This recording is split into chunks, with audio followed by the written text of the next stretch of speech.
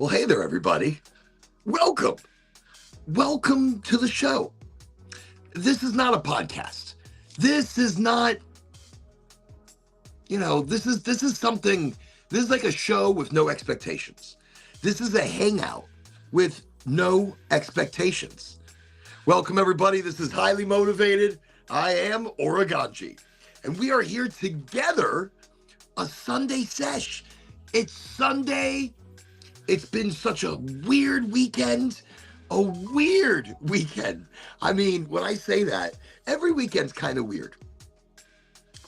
But one of the micro topics, or what's on Oren's brain, that we're going to try to talk about today, if I get to it, is how I'm feeling super drained of energy. But what's interesting is I'm not the only one.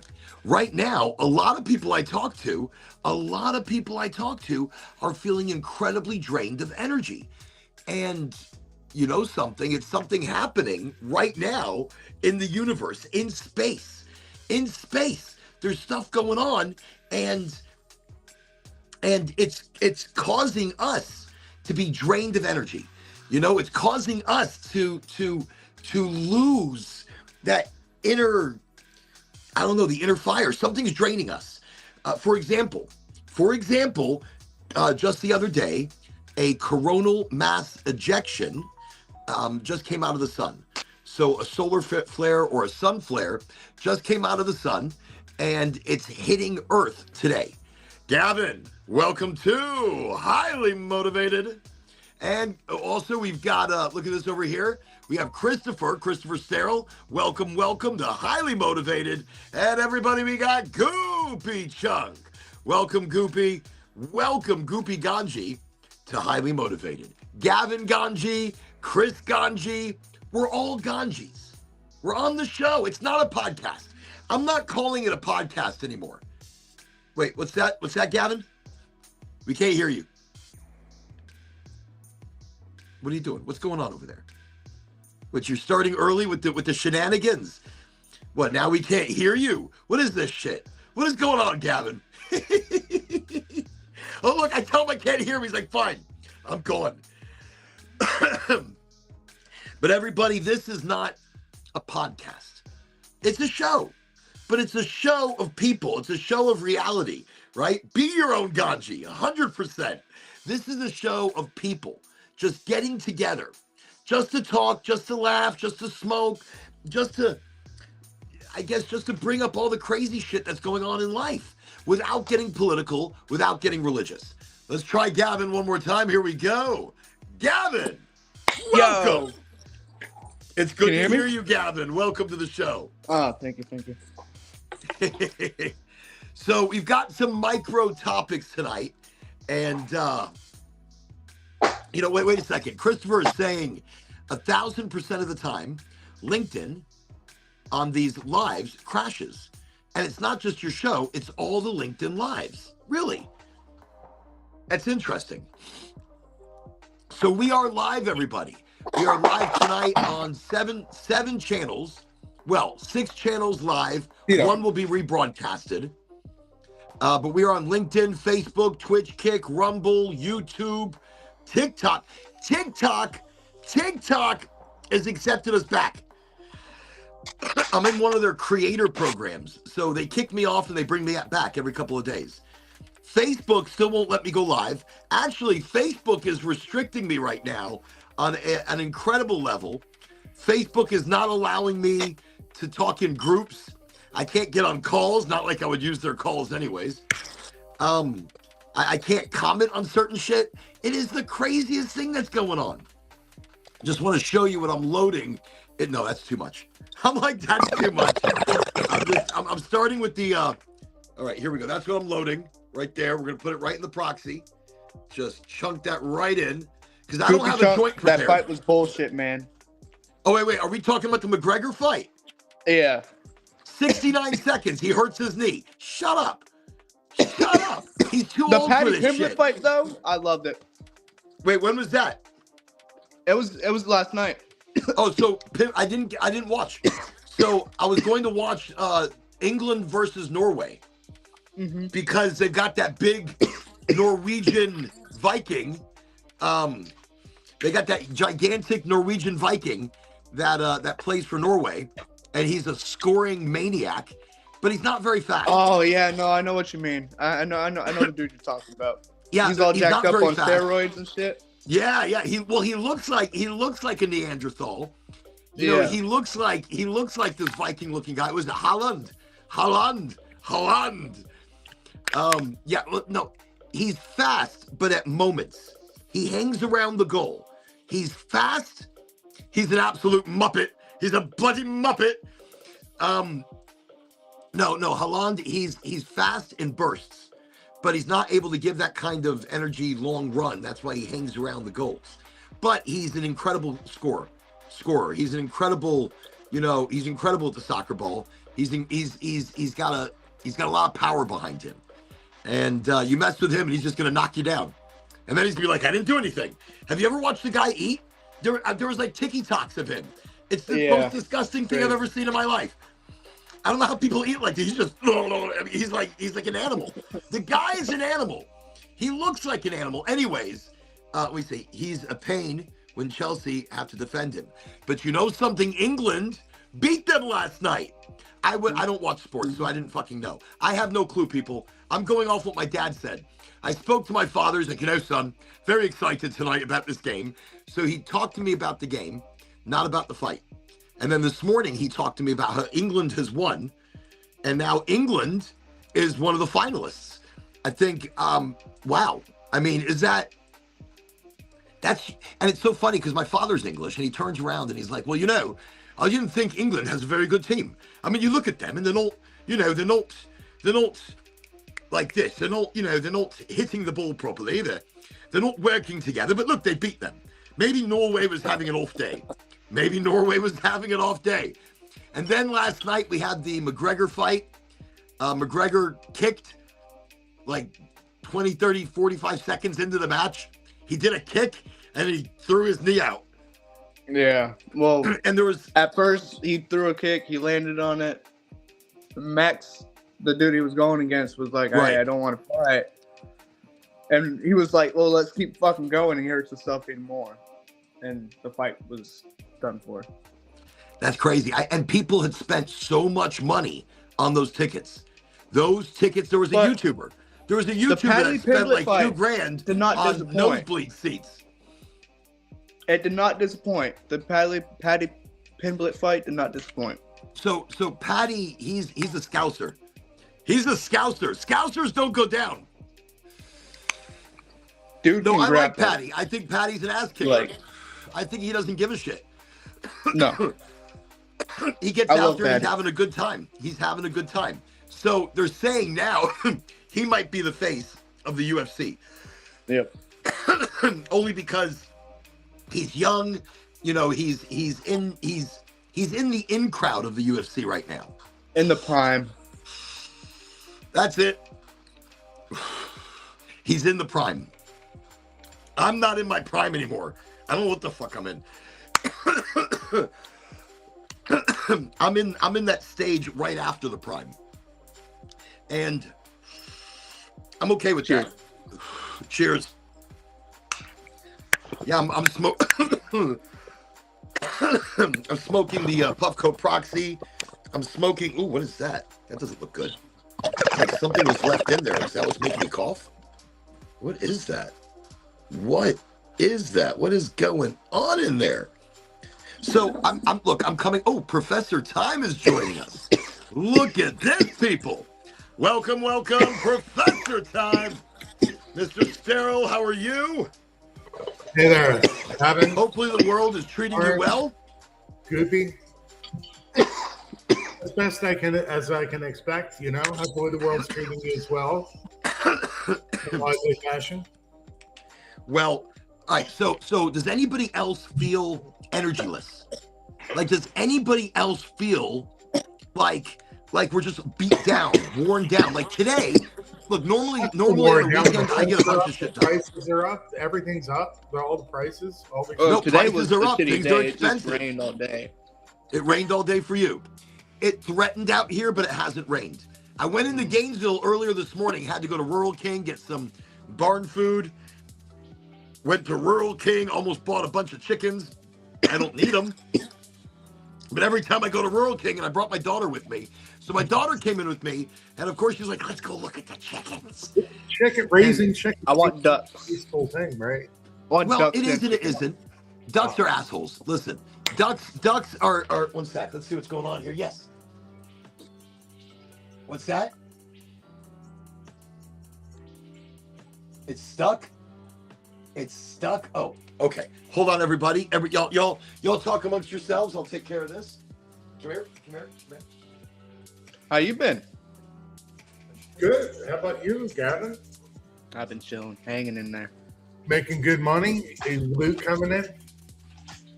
Trying to. That's cool. Yeah, life's a struggle, man. It sucks. Okay. It is. Okay. Capitalist world, Well, no, everything is so expensive right now. Listen, I went shopping today, and I went to Aldi's. Now I go to Aldi's to save money. Aldi's has always saved me money. I mean, when I say that, I have expensive taste. Look, I like. We always go to Aldi's too. Do you? I like good mozzarella. I like goat cheese. I like nice brioche bread. I like, I like salmon. I like a good cut of salmon. They got some good shit there too. They do. They've never disappointed. They got Alaska salmon, Atlantic, and Norwegian. No, they do, and they have really lovely fish. They have good, clean meats. Mm-hmm. So I'm always going to Aldi's just to save some money, because if I go to Publix and I get the same amount of stuff, I'm paying double, if not triple. I got a question. What salmon do you usually get? So I get those big pieces of Alaskan salmon. All right. It's like a big chunk. Alaskan. What's that? I said as long as it's Alaskan, the real salmon. The real salmon. No, look, I like wild caught, and I did learn here in the United States that when you're buying salmon or you're buying fish, and you're buying it, and you're buying wild caught kind of fish, it may not be wild. It might be coming from a fish farm. A factory. A factory, or, exactly. Not a factory, but like a fish factory. You could say it. A fish farm. Yeah, 100%. So sometimes what we get is not exactly what we think we're getting. Right. I mean, we're living in that kind of a world right now where they tell us one thing and they do the other. And I feel that. And I feel like we're sensationalizing things. Like, for example, I was watching a snippet of sort of a podcast. It's like a video thing like we do, except they're hanging out in the kitchen. They're hanging out in somebody's house. My kitchen's not that nice, so there's no way we're gonna be hanging out in my kitchen. But he's a songwriter. He's Selena Gomez's husband, boyfriend. Travis Kelce? No, Selena Gomez. Benny Blanco, yeah. Yes, Benny Blanco. He's a great songwriter. So he's got this thing where it's him and Little Dicky. It's him and Little Dicky. Little Dicky, the white rapper. Yeah, Lil Dicky's pretty good. I listen to him. He's funny. He's a funny guy. I've seen him in different things. Yeah, he hasn't made music forever. But Little Dicky, no. He had that one song, like, around the world type of thing. He had some fun songs. But him and Benny Blanco are doing like this new style podcast, which is what we're doing right here, except we're not asking real questions. We don't give a shit. We're just here getting high. We're here talking as community and as people. So they had Hunter Biden on the show. And Hunter Biden... Was that Joe Biden's son? Right. So they were asking him questions like, do aliens exist? What's the hardest drugs he's used? I mean, and this becomes what people want to watch. It's like we're in a topsy-turvy world. We are rewarding this guy for doing drugs in the White House. Now, I don't totally give a shit. I know Willie Nelson has smoked in the White House, and Snoop Dogg has smoked on the White House lawn. So, I mean, when you look at things like that, okay. But they're sensationalizing this guy. They're sensationalizing Hunter Biden like he's something special. The guy he's a numbnut. If you don't know what a numbnut is, just think about the word, and that's what he is. He's a freaking numbnut. He was given an incredible deal from his daddy working with China, and this is how he's made all his money. And you think he could try to stay clean? No. He was actually talking on the show how he loved doing crack. He loved doing crack, and he's like, I never thought of myself doing crack, but it worked. And I'm like, good God, what am I watching here? So that was, I don't know what got me talking about that just now. What was I talking about? And all of a sudden I'm talking about Benny Blanco's show. Okay. Just wanted to repack the pipe while we're chit-chatting. And again, everybody, this is not a podcast. I'm renaming that. It's just a show of people. It's an authentic get-together. An authentic, Ireland disowned Conor McGregor a good while ago. England can have him. England can have Conor McGregor. Ireland got rid of him. I love that, Goopy. That's hysterical. That's actually quite funny. Were you able to hear my guitar? Could you hear me play? We could hear it. Yeah, we could hear you for a little while. Nice, just nice volume, right? Not too loud, Wait, here, I've got to head off now. Have a great stream. Hopefully, started doing that. Be able to hop on in the next stream. Hopefully, you will, Goopy. We'll see you on the next one. Now I'm like starting to shred. You're getting better. Let me tell you what. You're playing really is getting a lot better. Before I was like do. Now I'm like well, no, you're smoother. You're much smoother now. Yeah, much smoother. No, that's a great thing. I don't give a fuck, and I'm barely playing, dude. I'm barely playing. That's the key. Ingve has like 250 amps turned crank the fuck up to 10,000, and he's just like barely playing. His fingers are just floating on the strings. He ain't even pressing down all that. He knows it so well, and he's not putting the effort into caring about it. It's actually what we want. I wanted to talk about this last episode. It's like riffs. I want to talk about how we put less effort towards things, and they tend to work better.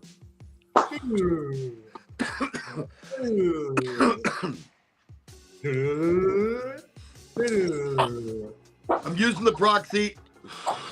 I'm going to open up. We've got a heavyweight heads to open up today, and we have a sun kiss to open up today. Can you play Kanji Fest with high quality audio? Can I play it with high quality audio? Yeah. Do you figure that out yet? No, I've figured nothing out. I mean, if I can open it up with Restream, then we can play it through Restream. And there's got to be a way to do it. I mean, there's got to be a way. Let me just see if I can. So local video, that'd be coming from the computer. Video. Do you have it as a video? Media placeholder. I can only access it from the Suno right now. So the problem is I can't access it to an external link. I have to open it up. Yeah. I mean, I'd like to play it and have it with really good audio so everybody can hear it really well. And what we're talking about is the song that Cowboy made for us from THC, the Horticulture. He made the Ganji Fest opening soundtrack to what the festival really is. It's the show. It's the show into a physical reality. It's this show turned into. Can I get the link? Where is it? It's in the Discord channel, right? Yeah. Let me see if I can play it. I'll be honest. Yeah, because you'll get it a little bit better. Because I want to hear it good. I want to hear it like. Yeah, it's a great jam. It really is a great jam. While Christopher's looking for that, let me get us started with something. Because I wanted to do this last show, but I never got to it. Okay? I was never able to just get to it. So here's what I'm gonna do. Let me reduce Gavin's background noise just a bit. There we go. It's messed up. Gavin's like, it's messed up. You're loud over there. I don't know what's going on. You got like a lot of reverb.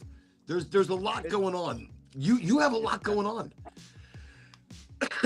And then whenever he takes a hit out of that bong, it's like he's got his own little tsunami happening. He is the tsunami of bong hitting. Absolutely amazing. Okay, let me start with this. It's a Sunday sesh. Here we go. You were never meant to be somebody else. So tonight, I don't care who they told you that you were. All right? I don't care what your report card said when you were growing up. You know, I don't care what your bank account says. I don't care what your title is. I don't care how many followers you have, how many people follow you, or how many have left and come back. I don't care. None of those things have ever measured a soul. None of them. So tonight, I want to ask one question. Who are you? Who are you when no one is watching? This is a big deal. I am the Phantom of the Opera. Christopher's the Phantom of the Opera. But really, when nobody is watching, who are you? Not the mask, not the performance, not the smile you wear because the world expects it. Even not the version of yourself that apologizes for existing. So let me explain something. I'm an old man, but I'm single, right? So I look at the young girls, you know, it don't really matter. They're 25 something plus, right? And you know, they look at me sometimes, you know, and it's like I am like the Phantom of the Opera. I figured it out. Like, so, but the question is, who are you? I mean, is that what you are? At this point, I mean, are you that single guy still searching for love? Creepy. So yeah, that's. Well, no, don't create yourself as creepy. Don't create yourself as that. Look, I realize. The opera, Phantom of the Opera, Shakespearean. I realize, look, if I were single and I was back out on the prowl, I don't think I could ever date anybody so young. I say that now because I think the mentalities are so different. I think the wants are so different. I mean, in your head, you still look and see that, and you're like, look, this is what I want. But is it what you want, or is it what's programmed into you that wants it? No, is it what social media is telling you that you want? I just allow it to come to me, like it's just a fact of life. Well, there you go. Oh, you've got a heavyweight heads as well. So the question tonight is, who are you when nobody's watching? So who are you when the noise stops? Because that's where your power lives. And this is specifically for Chris right now, because when the noise stops, when the influence of social media stops, see, the world has trained us to become experts at becoming everybody else. We've become experts at becoming somebody else. Everybody else to be more successful, be more attractive, be more acceptable, be more quiet, be more loud, be more this, be more that, be more, or be less. Be less. Until one day you wake up living a life that everybody applauds. Everybody's applauding the life that you're living, except you. Except you. Look, the life I used to live, my father, my mother applauded it. My bosses applauded me. My friends applauded me. You're growing and learning and becoming and da-da-da-da-da-da. You're becoming somebody in the system. You're becoming somebody in a system that rewards you for being like everybody else. That rewards you for following in line. That rewards you, but the tragedy is you don't applaud yourself. You don't love where you are. You don't want to be there. Everybody loves it except you, but it's your life. That's a tragedy. To gain the world, but lose yourself. So listen to me. You were not born to fit in. You were not born to fit in. You were born to break the system. You were born to remember. And we're going to talk about breaking the system. Let me write that shit down. We're breaking the system legally. We're going to do it legally. All right, but no, you were not born to fit in. You were born to remember. You were born to create. You were born to break the monotony of a system. You were born to remember the child that laughed Do you remember when you were a kid and you just laughed and you laughed and you laughed? Do you remember that? That's what you were born to remember. You're born to remember the dreams you had before the fear of civilization, the fear of every single day, the fear of bills and responsibilities, the fear of losing a job and losing it all. Instead of trusting yourself, you were born to remember the voice before doubt, to remember the soul before programming, because that's what we're dealing with. We are dealing with now the massive programmings of our soul, of ourselves. You were born to remember that soul, to remember your worth. Your worth was never waiting for someone else's approval. It never needed permission. It never needed any kind of validation. The sun doesn't ask if it's allowed to rise every morning, does it? It rises with energy, with force, with I don't even know what the word is. You know, the oceans don't apologize for the waves crashing against the shore, or for the tsunamis or hurricanes that they create when the temperature isn't right. You know, the stars don't dim themselves because someone else feels uncomfortable in the dark, feels uncomfortable. The stars are too much. They're distracting me. They're frightening me. They're making me think too much. So why? Why do you keep waiting? Waiting until you're ready. Waiting until you're perfect. Waiting until someone believes in you. Why? What if the universe has been waiting for you to believe in yourself? That's big. What if the universe has been waiting for you to believe in yourself? Because energy doesn't respond to who you're pretending to be. It responds to who you truly are, your authenticity. I don't know, it's magnetic. It's beautiful. The moment you stop chasing acceptance, you begin attracting alignment. Now, this is huge.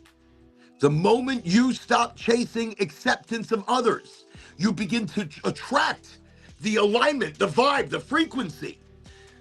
That's huge. The moment you stop chasing acceptance, you begin attracting alignment, the right people, right opportunities, the right life. And not because you forced it, but because you stopped resisting yourself. You stopped resisting you. Maybe that's the lesson. Stop becoming, start uncovering. Don't become, but uncover. Because maybe you were never broken. You've only buried who you are under opinions. You've buried who you are under expectations and fear and comparison, because we live in a world of total comparison.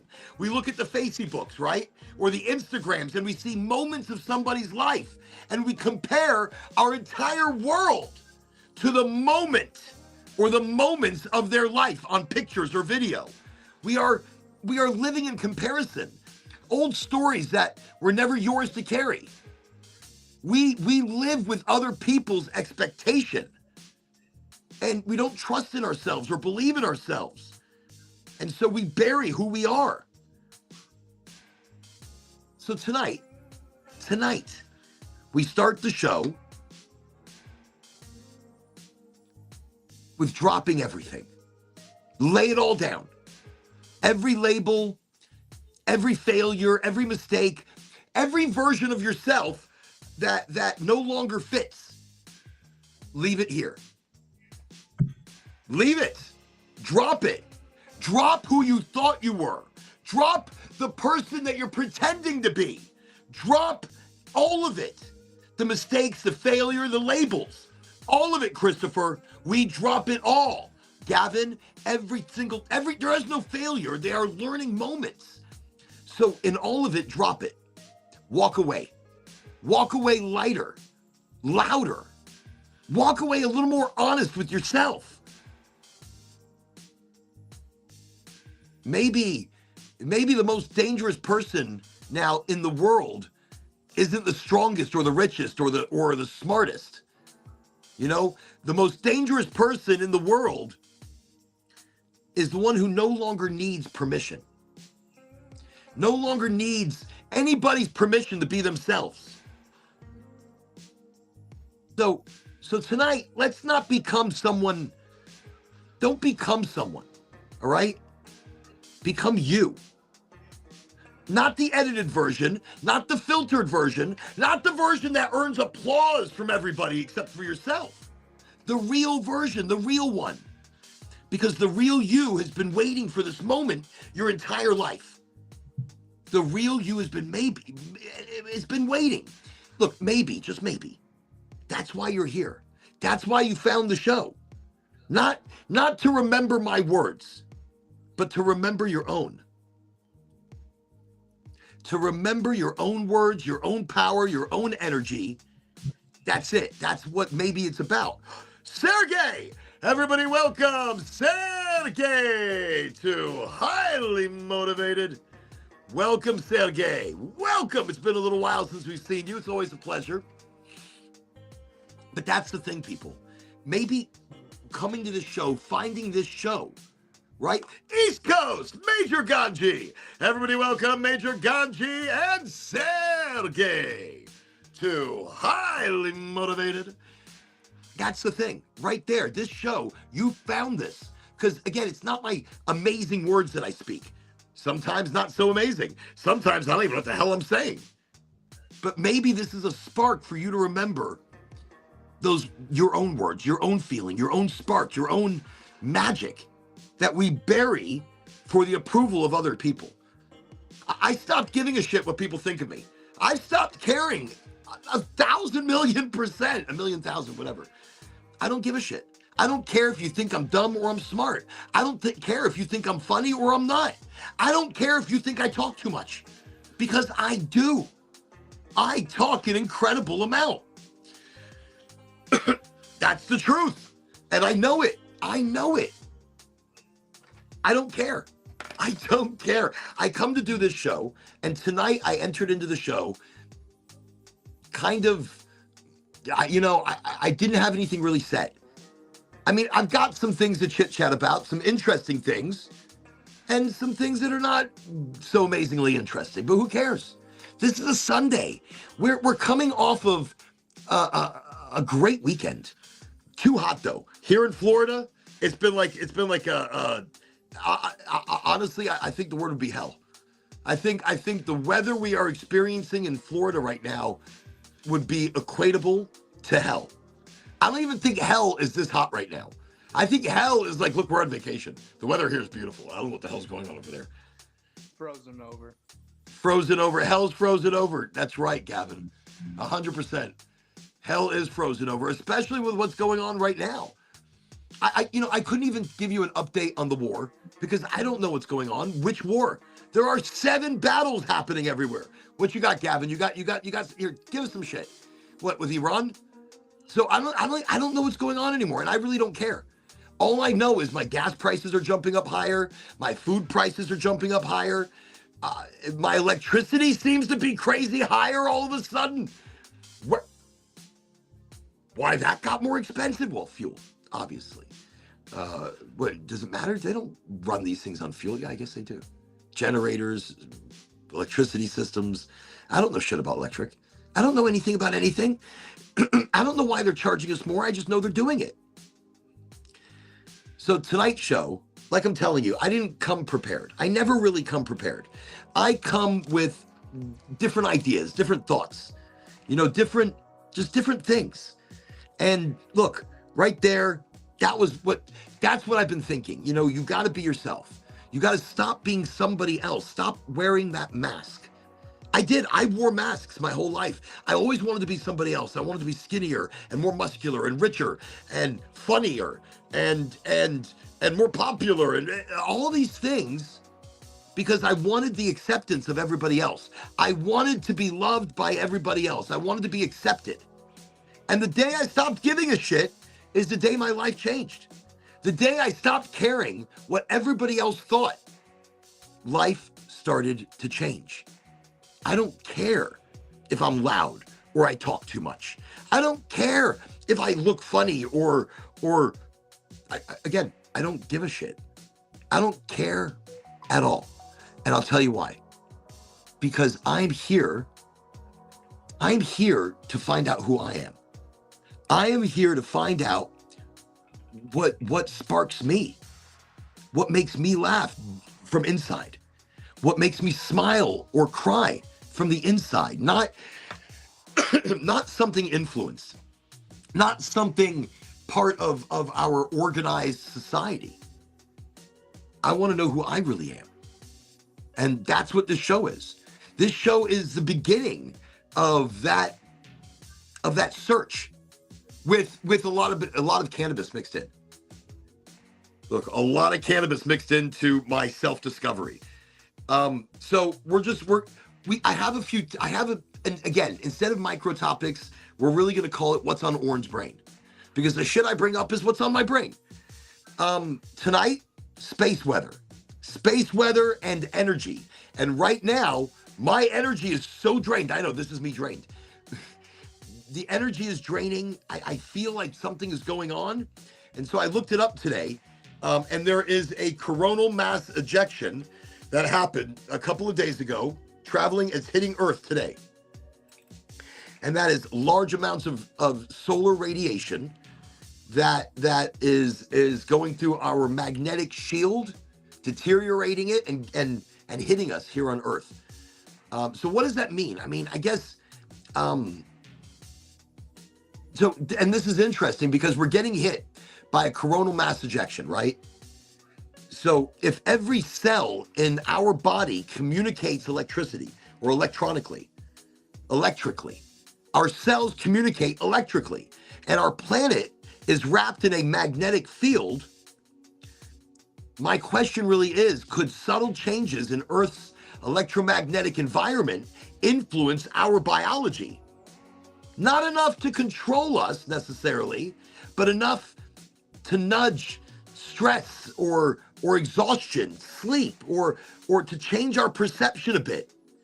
I mean, especially with those people that are incredibly sensitive and that feel the universe around them, that feel things that are happening. But that's my real question. I mean, we're electrically charged beings. So could we be affected by the CME, the coronal mass ejection? And it left the sun a few days ago. It's reaching Earth today. The NOAA is forecasting geomagnetic storm conditions. So when those things affect Earth, they affect us. They affect Earth, they affect us. And that's what's going on. I think so if you're feeling tired, if you're feeling like your power grid is experiencing slowdowns, it's experiencing a bit of a lag, well, it could be a universal thing. You might not be the only one. The wild thing is that there are a number of peer-reviewed studies that have been looking into geomagnetic activity and how it influences the human psychology. Obviously, this has been something that's happened before. Other people have mentioned it during geomagnetic storms, and where people feel like they'll feel certain correlations between changes in geomagnetic activity, and they get fatigue, they get headaches, people get sleep disturbances, your heart rate has more of a variability, changes in melatonin or stress response, and all of that from geomagnetic influence from space. Plus, right now, the magnetic shield that's protecting the planet, that's protecting Earth, is very thin. It's very weak. So the geomagnetic shield protecting the Earth isn't protecting us as well as it once had. So these coronal mass ejections are affecting us more and more. Now, it's not settled science. There are studies about it, and and researchers on both sides of the map have their opinions. But because of the magnetic poles switching currently, and that takes a very long time for it to come to completion. But because of the magnetic poles, our magnetic shield is weaker. And so I guess we start looking at planetary alignments, and I believe there's also a planet, so big planetary alignments lining up with the Earth and the Sun. Energy travels through that. So again, I'm just to bring it up, space weather and how it affects our energy. But that's what's happening. I don't know if anybody else is feeling this. Gavin, do you feel this? Do you feel a little sluggish today? I mean, it could be the heat. It's so freaking hot. It could be that you do. Okay. And Chris, how are you feeling? You feeling energetic? You feeling good today? Or maybe a little slower than usual? I don't know. Got a lot going on, you know? Yeah, we there is a lot going on. There is. Look, we've got so much happening all around us, physically, emotionally, financially, future-wise. The world is in a topsy-turvy mess. And I mentioned something last show, almost jokingly, that I should run for office. I should run for office so that I can break the system from the inside, rebuild it. See why it's so broken from the inside. But what's broken is not broken, it's money. People keep things broken so that they continue making money. People that make money from our country, from our people, from our taxes. The system continues because somebody is prospering from that. Let me see. Sergey says, I finished my narcissistic circle. Definitely shifting. He's finished his narcissistic circle, and he's now definitely shifting. I feel that, though. I feel that there's an emotional shift. I'm right now going, look, I don't talk about me a lot. I guess I talk about me all the time. All right, so I talk about me all the time. I'm going through an emotional shift right now. I'm going through a lot. And I don't talk about what's going on with me personally in detail, and I don't feel the detail is necessarily 100% necessary. But the energy of what I'm going through is the same as what other people are going through. And right now, everybody's going through it. We're nervous about our jobs. We're nervous about the future of our government. We're nervous about bills and taxes and retirement. We're nervous about saving money. I'm terrible at that. I never save money. I should. I need to. But I smoke too much weed. I smoke way too much weed. So there's no saving money. Investing? Yeah, I invest in cannabis. No, not the stocks, but the weed. I'm investing directly in the cannabis. And that's what I'm doing. Really quickly, I do want to mention, I'm going to open it up right now. This is Heavyweight Heads, and this is the Orin. This is me. This is mine. It's not mine. It's not me. But this is the orangutan. It's a sativa. I love sativas. Listen, my life survives on sativas. I don't like classifying plants as indica or sativa because an indica is not necessarily going to relax you or put you in the couch. And a sativa isn't going to necessarily put you up in the clouds or raise your blood pressure. It's the terpenes, it's the flavor, it's the taste, it's the aroma, it's the terpenes. Right, the flavonoids, it's the combination. And it's not high THC. High THC is bullshit. Look, THC is glue. THC is the glue. It's the glue that's bonding all those other active cannabinoids to your cannabinoid receptors, to your CB1, CB2, and eventually to be named your CB3. Not yet named, still orphan receptors. But the wild thing is It's the taste, it's the smell, it's limonene, citrines, it's myrcene, beta-caryophyllene. I don't know why I do accents all of a sudden when I'm naming off the terpenes, but that's what it is. That's what's shaping you. And whatever the first most dominant terpene that shows up is the direction your cannabis is leaning. That's it. That's really what deciphers. But it's so, to keep it easy for people entering into cannabis, watching this show, I don't want to confuse you. So we're going to say sativa is going to be that vasodilator. It opens up the blood vessels. It gets shit pumping throughout the body. If the terpenes shape that direction. And then indicas in the couch. They're mind and muscle relaxants. Again, as long as the terpenes shape it that way. But these strains, you're going to have hybrid leaning this, hybrid leaning that, hybrid leaning indicas, hybrid leaning sativas. What is this one? I've got a sun-kissed over here. This one's interesting. This is a hybrid leaning sativa indica. When I say that, this one from Sunkissed, by the way, both of these brands are Gold Flower Cannabis. If you haven't heard of Gold Flower Cannabis, it's a medical cannabis provider in the state of Florida. They have 14 locations, about to have 15 locations. Jacksonville, Orange Park, Gainesville, North Miami. There are so many new locations opening up. I can barely contain myself. I'm so excited. So excited. So Gold Flower Cannabis, a medical cannabis provider right here in Florida. They have an array of beautiful brands under their grow house. Ideal is the mothership. You've got Sunkissed, you have Doghouse, you've got Heavyweight Heads, which is their first hydroponic offering. That means, look, other people do hydroponic type things, but Heavyweight Heads is like 100% freaking hydroponic. Very exciting.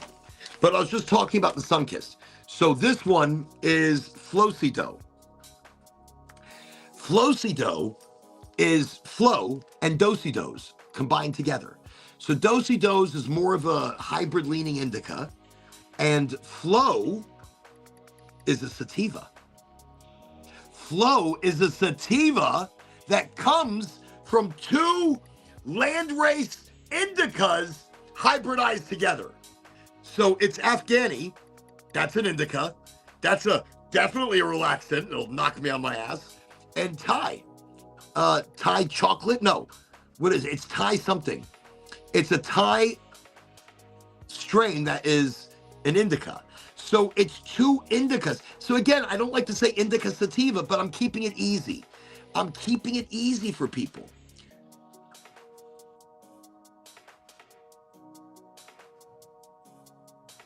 Really, this is interesting.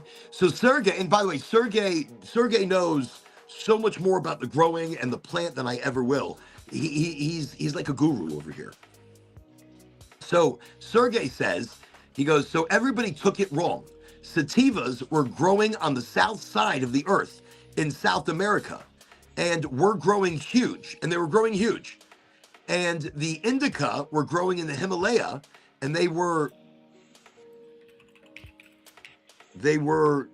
something that was sativa in the case. I know who made that because of the, oh, okay. So we'll let the rest of that come in. The amazing thing, look, to keep it easy, people were calling it sativa, and make it racy and get you paranoid. Growing up, I was afraid of smoking sativas because everybody always said that I'm going to be paranoid and you're going to be scared and you're going to have a bad trip. And when I realized how sativas high in THCV, so that's going to be Durban strains, Thai strains, I believe your Panama Reds, it's sativas specifically. Sativas specifically, not all, but certain sativas are going to be high in THCV, Victol, the extended hydrocarbon. So when I started learning about sativas, THCV, for example, helps regulate my insulin levels. It controls my insulin levels in my body. I would be a diabetic. The amount of sugar I consume is ridiculous. You know, I finished mine because of the cold. So everything loves to grow in the cold. Everything loves to grow in the cold. I love the cold. The cold grows the best weed. Cold cure, cold dry, cold grow, keeping it all around 60 to 70-ish degrees. But colder than that, in a good dry room, maybe you have it at 50, 60 degrees in a nice dry room. You want to keep it that cold. And that makes sure you don't mold or, certain things don't happen. What was I talking about? Shit. Oh, wait. I was talking about flow and do-si-dos. So flow comes from two indicas, two landrace indicas that have turned into a sativa. And then do-si-dos is a hybrid leaning indica. So flow-si-dos is flow and do-si-dos. And so it's a sativa indica. It's like right in the fucking middle. You're going to get the sativa side of it. You're going to get the indica side of it. You're going to get both sides, but not at the same time. You might start with a little sativa and you might end with a little bit of indica. So you're going to start with excitement and a little bit of vasodilation. And then you're going to end with, I'm so relaxed. I'm so incredibly relaxed. But that's a real hybrid. A real hybrid is right in the middle, pretty much. You're going to get a little sativa, you're going to get a little indica, but you're going to be right there in the middle, and you're going to be very happy about it. All right, I've done enough talking. I need to do more smoking.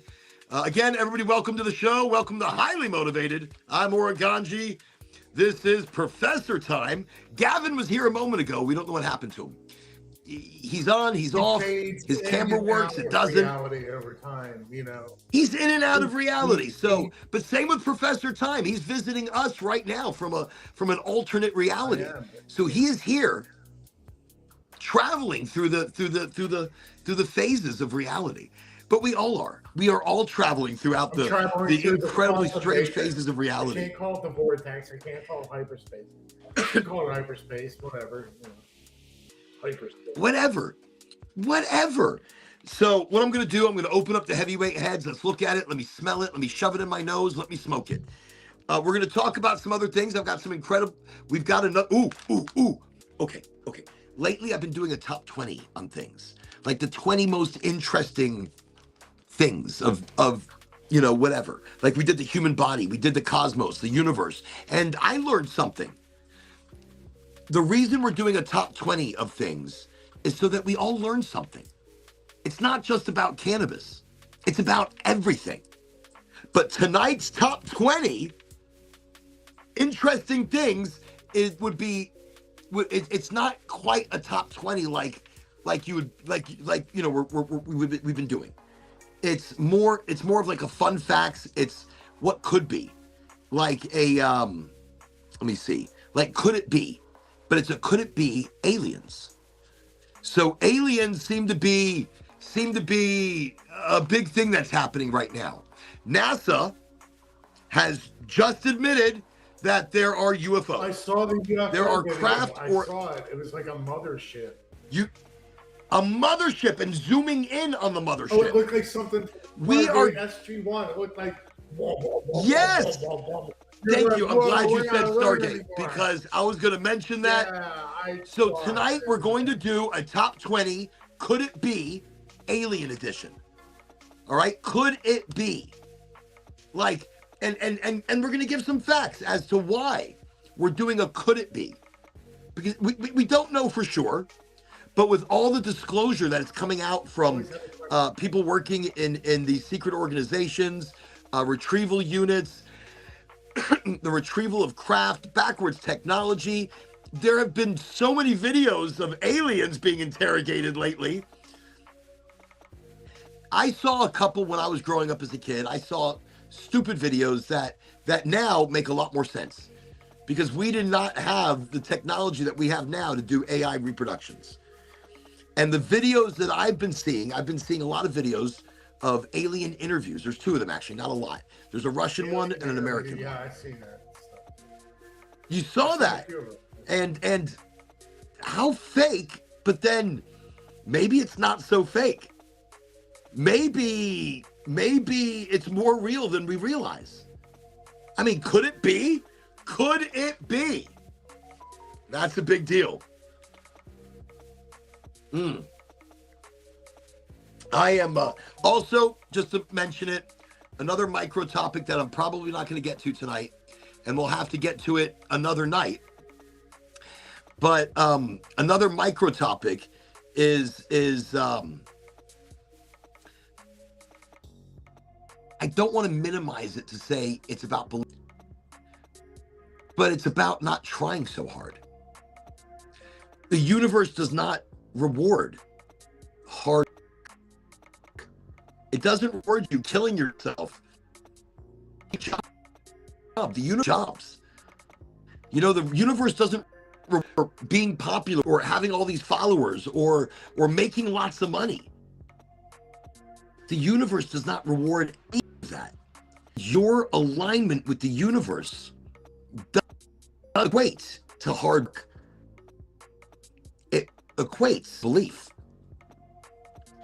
So that's something we're going to talk about. Maybe if I get to it, I probably won't. I probably will. Who knows? We're an hour into the show.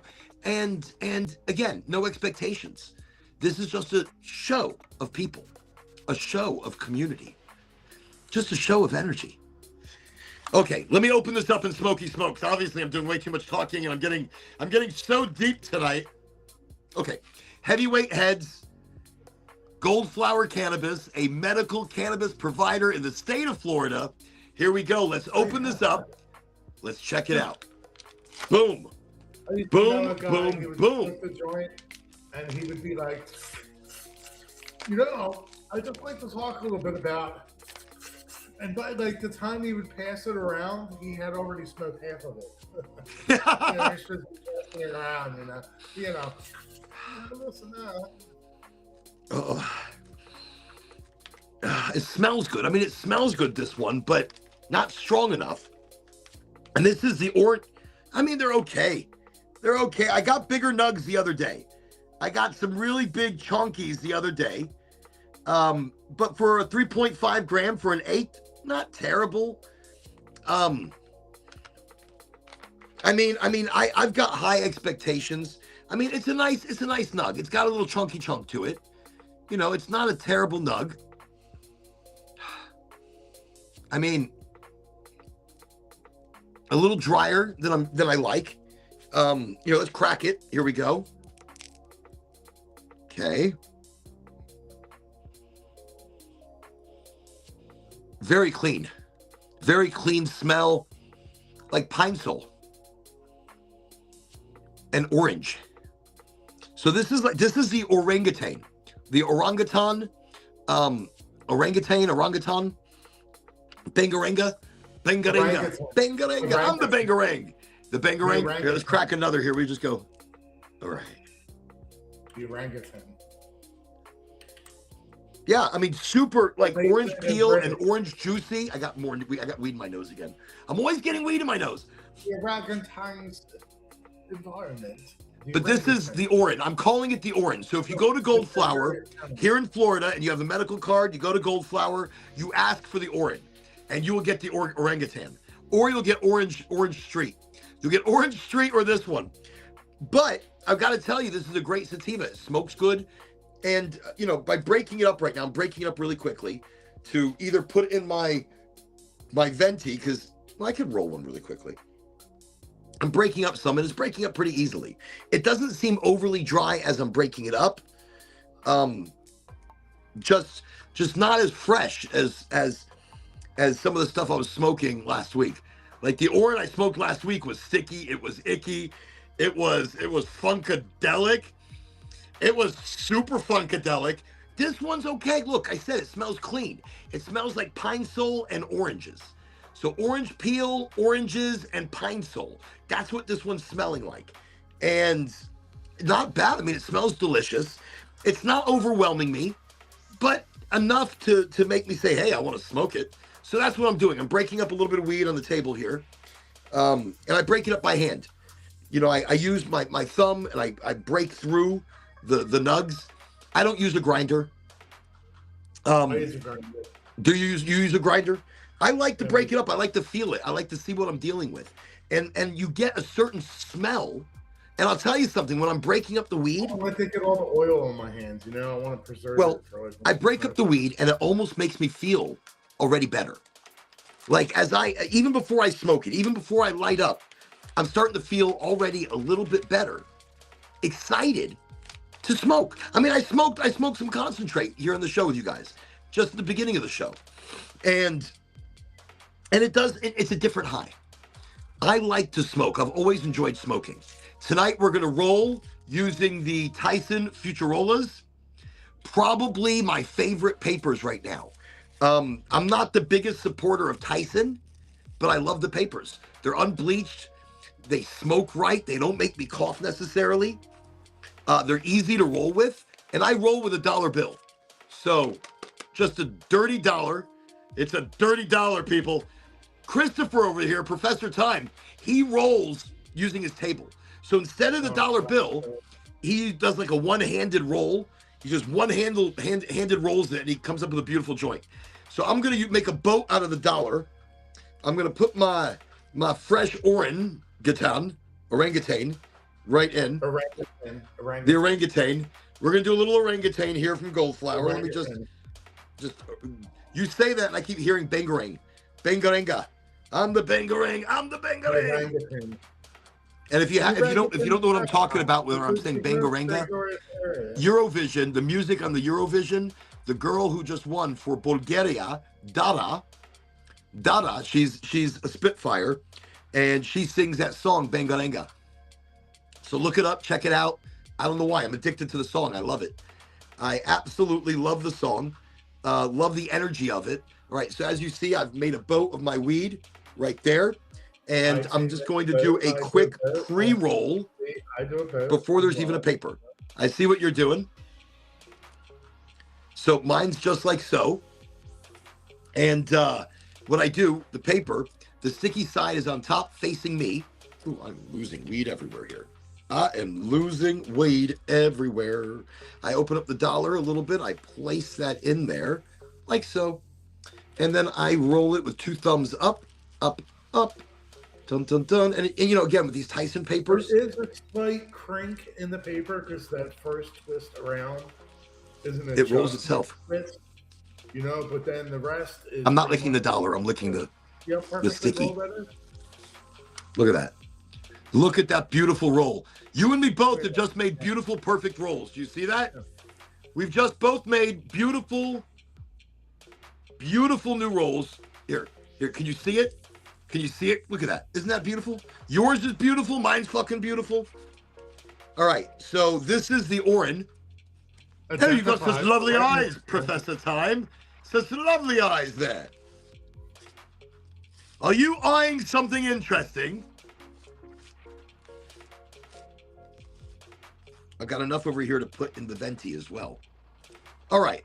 So this right here is the orangutan or the Orin. Orangutan. Whatever you want to call it. I'm calling it the Orin, but it's the orangutan. Orangutan.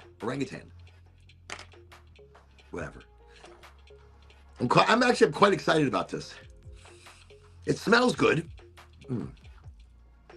Actually, I like to pre-light it.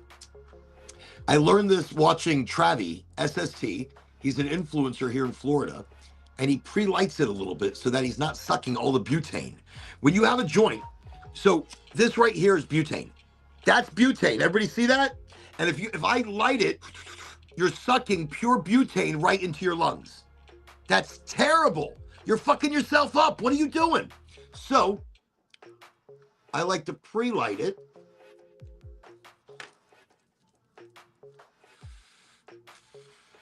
Oh, that is super orangey. Wow. Wow, it's like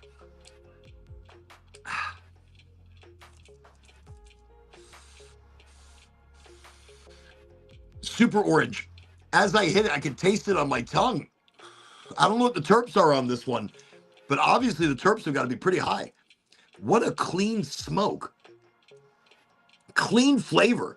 This is Heavyweight Heads, hydroponically grown, Goldflower cannabis, a medical provider here in Florida. Super clean. It tastes stronger almost than it smells. Like the smell, I got that pine sol, really clean, piney sol.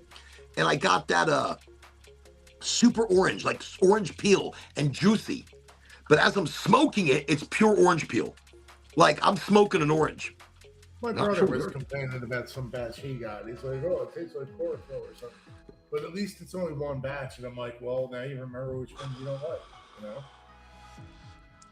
Well, you know, you got to be really careful with these brands. You don't know, in a lot of these grow houses, you don't know what they're using to boost the plants or nutrients or pesticides or fertilizers. You don't know what they're using. And a lot of times these places aren't cleansing the plant. You know, they're not flushing the plant before they harvest. So now you're going to get that flavor. I was at one of the top 3 here in Florida. I picked up an 8th. I smoked it, and it made my tongue go numb. Like the tip of my tongue and around my tongue, it made my tongue go numb. What the fuck is that? That's chemicals. That's some chemicals. But this gold flower has never done that to me. There's always a difference in the smoke. That's why I love gold flower. That's why I talk about them so much. Because, you know, when a pothead finds really good weed, you talk about it. If you find good weed, you turn other people onto it. I mean, I remember growing up, if my dealer didn't mind me telling other people about him or her or them or they, whatever. Thing with the weed, it's like when I walked in the Guitar Center, same thing. It's like everybody's a kindred guitar. It's how you know, they have keyboards and stuff there too, but you know. Well, like a kindred spirit. Dude, you play guitar too? Yeah, man, a shred. Yeah, all right.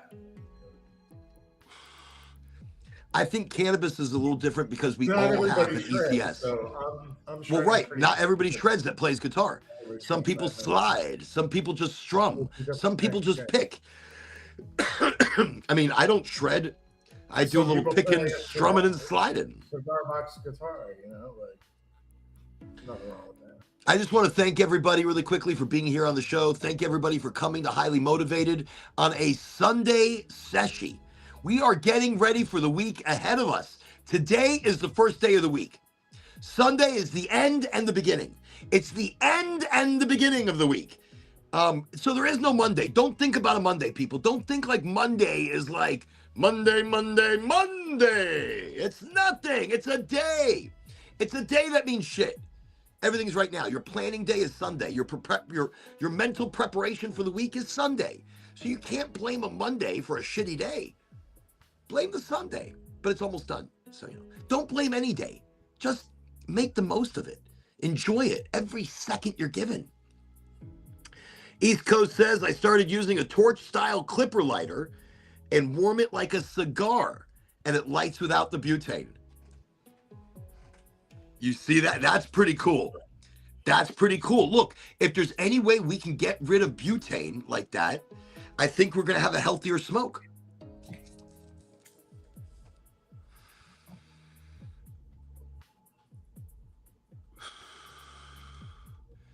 It's funny, sometimes I just look at the joint and I watch the smoke.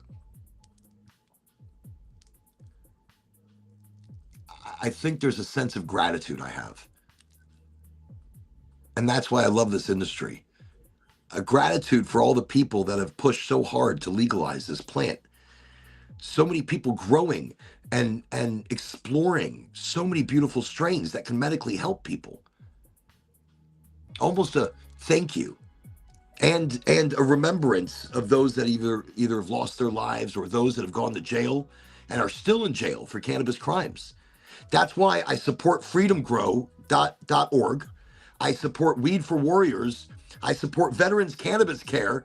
You know, I support matches. You're right. I support all these organizations that are still trying to get people out of jail and that are also trying to help our veterans. Our veterans need to come off these heavy medications.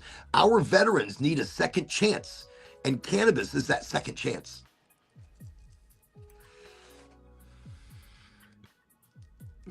So, I don't know, I guess watching the smoke, there are so many stories in it.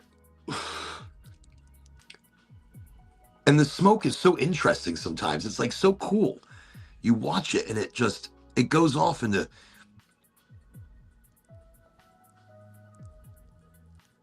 It's like there's two colored smokes here. There's a white smoke, and then you could see it. It's like gray and yellow, and it intertwines almost with the white blue smoke. Maybe it's just how the light is looking at it. I'm high when I'm looking at the smoke and I'm checking out the smoke. Like, look at the fucking smoke. People are always like, so how do you know when you're high? When I start talking about shit like this, how do you know when you're high? When you forget everything you're fucking saying. How do you know when you're high? When you're hungry, but you just ate. When you're hungry for something, and it's not necessarily sweets. When I'm high, it's about texture. It's about mouthfeel. Mouthfeel. All right, I haven't been eating much lately. I've been not fasting, but I'm reducing my caloric intake. Because I look at food and I get bloated. I don't know what the hell's going on with me. So I just got to tell you about it. And it's like a warning to people. If you have IBS or Crohn's disease or any other gastrointestinal problem, don't eat bananas. Don't eat a banana and then a watermelon. And it doesn't take much. So the watermelons are high in a certain type of sugar. And then the banana, I don't think it had anything to do with it at all, but I can't take the banana out of the equation yet. So yesterday, for lunchtime, I cut up some beautiful slices of watermelon, gave it to the girls. I ate a banana and then ate the watermelon. And then 10 minutes later, I inflated my upper chest, pushed out my stomach, extended like it was gas or something, but there was no gas release. I was praying for a gas release, but nothing. And my heart, it's around here somewhere, I'm pretty sure. I know it's there. I know I have one. I'm just saying, it was like, it started to hurt. It started to hurt because of how my body was pushing against it. And I couldn't breathe properly. Like my breathing was labored.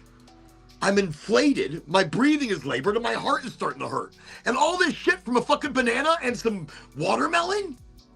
So you could be assured I'm not eating any more fucking watermelon, and those bananas can go fuck themselves. I'm done. I'm done with bananas. I'm done with fucking watermelon. I love it. I love watermelon. I love to put a little salt on the watermelon. I love to put a little feta cheese on the watermelon. Shut up. So good. The best. If you've never had feta cheese or a little bit of salt on your watermelon, you haven't lived. I like feta cheese omelet. Have you? Oh, omelet, feta cheese omelet's delicious. Yeah, and I have beautiful memories of food. Like the watermelon. The watermelon, I learned that in Israel. I was sitting on the beach in a bar, looking at the water, and my cousin Gadi, he got the watermelon. He goes, wait. No, don't eat it yet. What are you doing? No, wait. He puts a little salt on it. I'm like, what are you doing? You're fucking up the water. He goes, no, shut up. This is amazing. Right, and then he had a little plate of feta cheese. And he goes, okay, I take a little slice with the salt, with the cheese in my mouth. It's so good.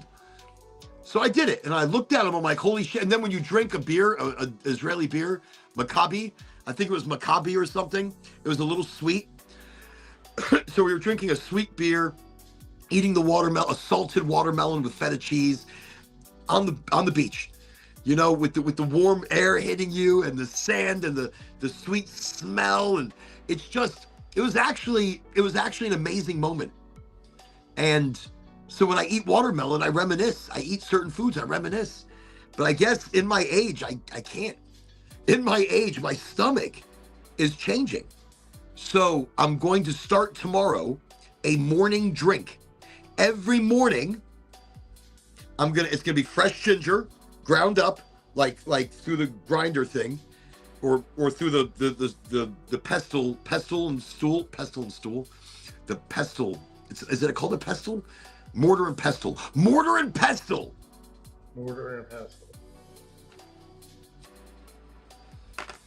But you grind down some fresh ginger.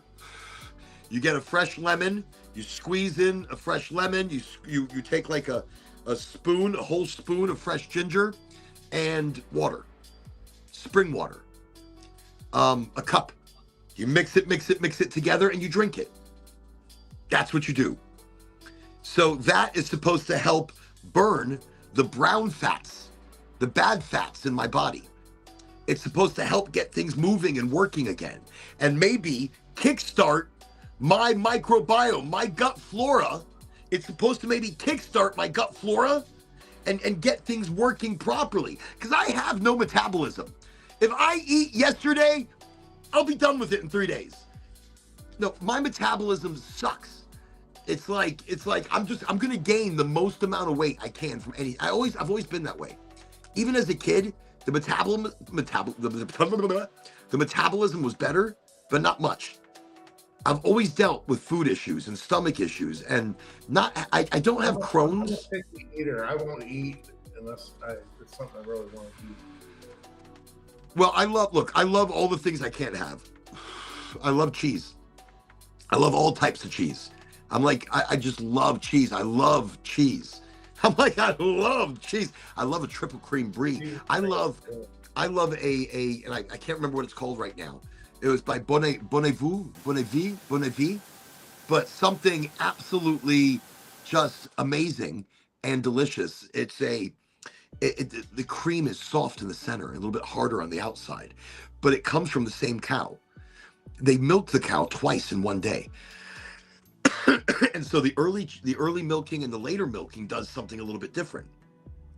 There are goat cheeses that are like that as well, that are creamy and delicious. There's a goat cheese that they drop into like an ash, and then they age it after it's dropped into like a white ash. There are so many beautiful cheeses that I couldn't even begin to tell you. I love old English cheddars that have like crystallization on the inside. Wow, when that crystals pop in your mouth, it's like, what is this I'm eating? You ever have that maggot cheese they have in France? The maggot cheese? No. I would probably eat it. I would eat it as long as there's no maggots. But actually, no, the maggots stay. Do they get rid of them, or they stay? They stay. You eat them. You eat the maggot? I don't know. I would do it. I would do it. So. I eat crickets. I'll eat a fucking maggot. That's all right. I'm okay. I'm down with it. Well, I did eat crickets before at a coffee shop. I didn't realize. Well, I'll tell you something. Things like that are future food. We may laugh about it or joke about it now or not think that that's a reality. But just so you know, I originally moved to Florida not for cannabis. I moved to Florida to grow crickets for mass human consumption. No way. My goal was to help solve world hunger. My original goal, welcome back, Gavin, good to have you here. My original goal was to find a way, a cheap food source that can be turned into protein bars, that can be turned into bread. It can be turned into a multitude of different things. You can actually turn it into a meat substitute. Yes. Can you turn weed into a roast beef? Can I turn it into a roast beef? Yeah, Crickets? No, can I turn weed into a roast beef? I'm high. I could turn anything into a roast beef, but I don't know if I could turn weed into a roast beef. I mean, anything's possible. Mm-hmm. I mean, no. Look, so weed into a roast beef. So I think we could turn weed into slices of something that looks like it could be a roast beef with a little bit of natural turmeric coloring, and of course, anything can be anything. But same with crickets. I learned so much about crickets and what you can do with those things and how healthy they are. Super high in fiber and protein. They are like a super food, but a bug. So maggots and cheese, yeah, I'd eat it. So anyways, I eat all the wrong things for myself. Cheese, ice cream. So milk, I'm not supposed to be doing any dairy. Me and dairy just don't mix. I mean, I love it. I love ice cream. I'm ridiculous a little bit. I do love my ice cream and my Haagen-Dazs. All the flavors, fuck it. I like them all. What's your favorite? I like it all. Bluebell, all of it. I just, if I had them all, I'd be eating them all. That's it. There's. Do you have a favorite? I'm like, no, I love it all. What's your favorite color? All colors. Love every single color out there. Everybody, it's King's Wish. King Swish. It is King Swish 420. King Swish 420. Welcome to Highly Motivated. Fam, will all animals safe, cool in the heat? Man, the heat has been Cowboy. Everybody, welcome, Cowboy. Welcome to Highly Motivated. Good to have you here, sir. What's up, Cowboy? Good to have you here. Excellent. Just happy Sunday. Happy weekend. So you can have my full attention. Hey, I'm even full screen now. This is my favorite TV show. So, Cowboy. Not much, brother. Well, excellent. You hear that? I love when Christopher says that. Or sorry, Professor Time. Sorry, not sorry. Sorry, not sorry. We all have so many names. It's great. Like when East Coast gets on here, Major Nugs, Major Ganji. You know, it's like do I call him Scott? Do I call him Scott? Do I call him? You all have a stage name. Like, well, right? Well, so we do. We all have. You know, Oraganji and Gavin. That's not really Cowboy. Right. Stradivarius, Christophorus, right? Right, exactly.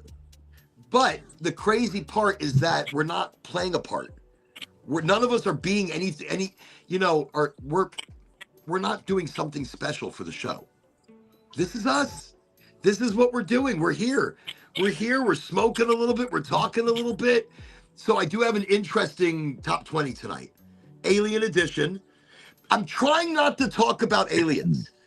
All right. Instead of talking about my terrible stomach. An alien mothership or some sort of scout ship. It was multi-layered, and it was just like something you'd see like on Stargate SG-1, like computer graphics. It's just all whoa, and they it's something similar that I saw in California.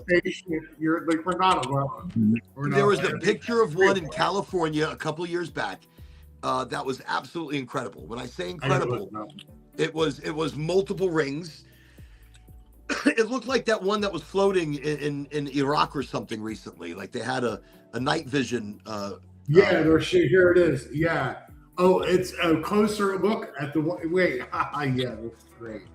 That is great. That's just great. So I'm trying not to talk about aliens necessarily. Like, hey, let's make that the entire freaking show. But people really aren't talking about it. And look, I'm a conspiracy theorist only because the conspiracies that I believe in end up being true. I'm a truth theorist. I'm a person who just believes in truth. So I want to bring truth to the people. Now, aliens could be a distraction because they're doing something. And every time they're doing something, they're like, ooh, let's release something about these aliens. And,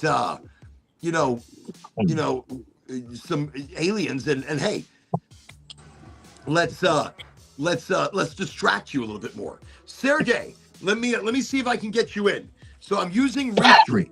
I've always used Restream. I always try getting you in this way, but you would come in from the Insta-Cha-Cha, but we're not on the Insta-Cha-Cha right now. So let me copy it. I find that I can do this now, sort of, without messing up too badly. Okay, it doesn't go to all apps. It did. I think it worked this time. Does everybody see it? The link. So, Sergey, that is the link. If you follow that, then I will see you and I will let you in. And it would always be a pleasure to have Sergey on the show. And anytime, just hop right in. That's the great thing about this show. That's why I'm trying to get everybody to hop in so we can I can handle 15 people, 10, 15 people on this link. That's cool. Understandable. Can't post messages to some channels. So I can't post. So wait. So it went to Twitch, it went to YouTube, Kick, and LinkedIn. So not Facebook and not Rumble. So Facebook and Rumble did not get the link.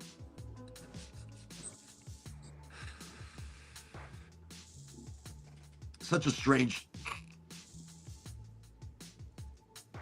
way that it works. But I'm trying to get everybody here. So, Cowboy, I got to tell you, I'm more excited now because I've been designing shit. I've been working on things. I've just got to tell you, I'm more excited now. A little diversion from aliens about the Ganji Fest. Oh, I saw the poster. Did you? Yeah, it looks great. Does that look great? And again, we're going to fine tune it as we have location. We'll showcase location. But I think my expectations are big, but they should be. I think they should be. I think it's going to be one hell of an event. And if it isn't, then it's going to be all of us hanging out, getting high, talking to vendors, going, "What happened? I don't know what fucking happened, but I'll buy that, and I'll buy that, and I'll buy that too." No, I feel it already. It's going to be amazing. So I've been designing boots for the white line.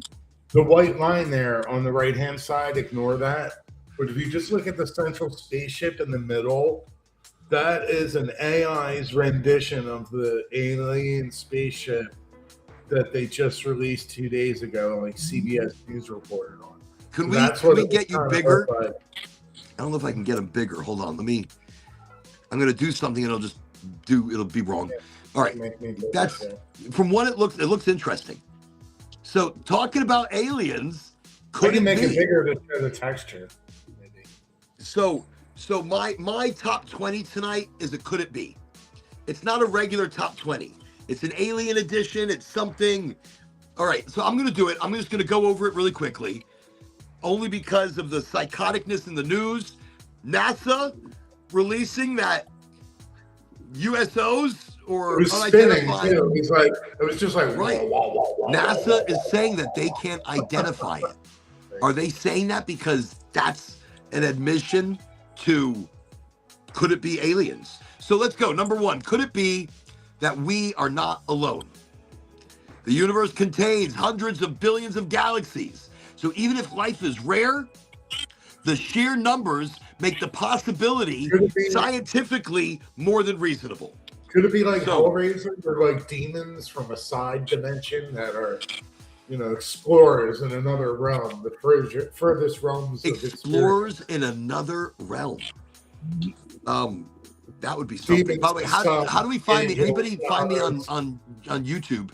Whatever they say, Hellraiser, I think it's fun. What is it highly motivated with Oraganji? Is that the YouTube or is that? We're explorers in the furthest reaches of experience. So number two, could it be that aliens exist but are simply too far away? I mean, the speed of light is the universe's speed limit. Obviously, they've got ways to jump within galaxies, space and time. I mean, civilizations could exist. Maybe they're unreachable. From the truth, you have could to it be that we can't travel faster than light? That's what. Okay, but I'm sure we can. So, but why is there a limit? That's my other question here. This is something we've come across.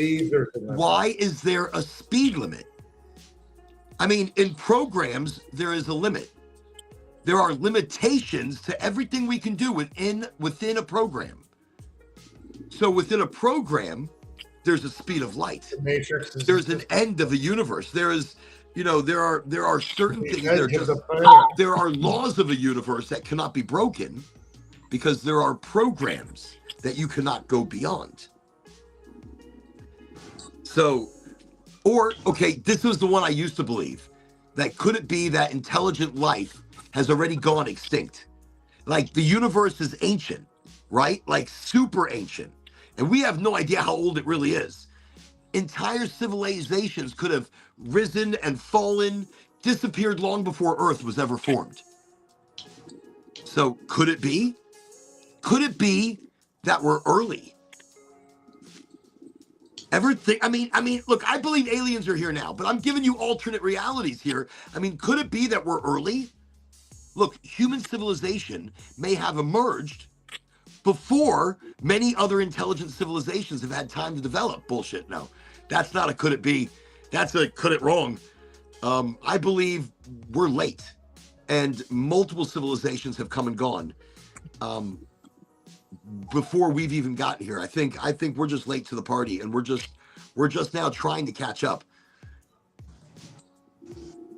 I think could it be that we're late, and advanced civilizations may have existed billions of years before us. I think it could be that aliens don't use the radio anymore. Maybe our searches often look for radio signals, but advanced civilizations might be communicating in ways that we haven't imagined. And we're overlooking them because we're looking for radio. And they're like, radio? The fuck is a radio? We haven't listened to the radio in so long. I mean, it could be that they've already seen us. Earth has been leaking radio and television signals into space for about, what, a century? Mm-hmm. Those signals now form a sphere roughly 100 light years across. Did you know that? Did you know our signature from Earth, our radio and television signals, have now formed 100 million or 100 light years across sphere? Right, 100 light years around the Earth pumping out. Holy shit, that's amazing. I mean, could it be that microbes are everywhere? Life is everywhere. Look, many scientists think simple microbial life could be common, even if intelligent life is rare. And I'm not saying humans are necessarily intelligent life. Sometimes we're not very intelligent. For intelligent species, we're pretty dumb sometimes. I think simple shit, I just want to say this. I think simply because life is so rare and intelligence is even rarer, and consciousness might be the dark matter, we're so smart, but we don't care about each other enough. We're so smart, but we don't hand the homeless more. A house, food, opportunity, a chance. And if they're homeless because you're fucking crazy, then help. Psychiatric help. Because life makes you crazy. We become a different person. We wear that mask to survive. So I think we're stupid because we don't see love. We don't see each other. We don't see the helping hand. We don't see that we prosper when we help somebody else. We don't see that we prosper when we rise up other people. When you rise everybody around you, you are going to be so much more powerful because you're not expecting it, because you're not wanting it. It's not even about that, but it's what you get from it. And we're so stupid because we don't see it. We don't see simple life. We overcomplicate everything so that it makes sense. We've got to overcomplicate love so it fits. We overcomplicate a relationship to make it. What? You're gonna say we need to get rid of the narcissist. Yeah. That would solve it all. But I'm still, so even in that, I'm still narcissistic. I love myself. I'm an individual who forms of it. There's total forms of it, because I'm the same way when it comes to my music and things like that. To where, but there's some people that take it a little far, and they don't want to share that, oh, I did this, but really in reality everybody else did it and you're just taking the credit. So I think not giving a shit about the credit. Take the fucking credit. I don't care. Look, there are ideas that have started, by the way. There are products out there. There are things. There are programs. There are things that I'm not part of and I've never gotten credit for.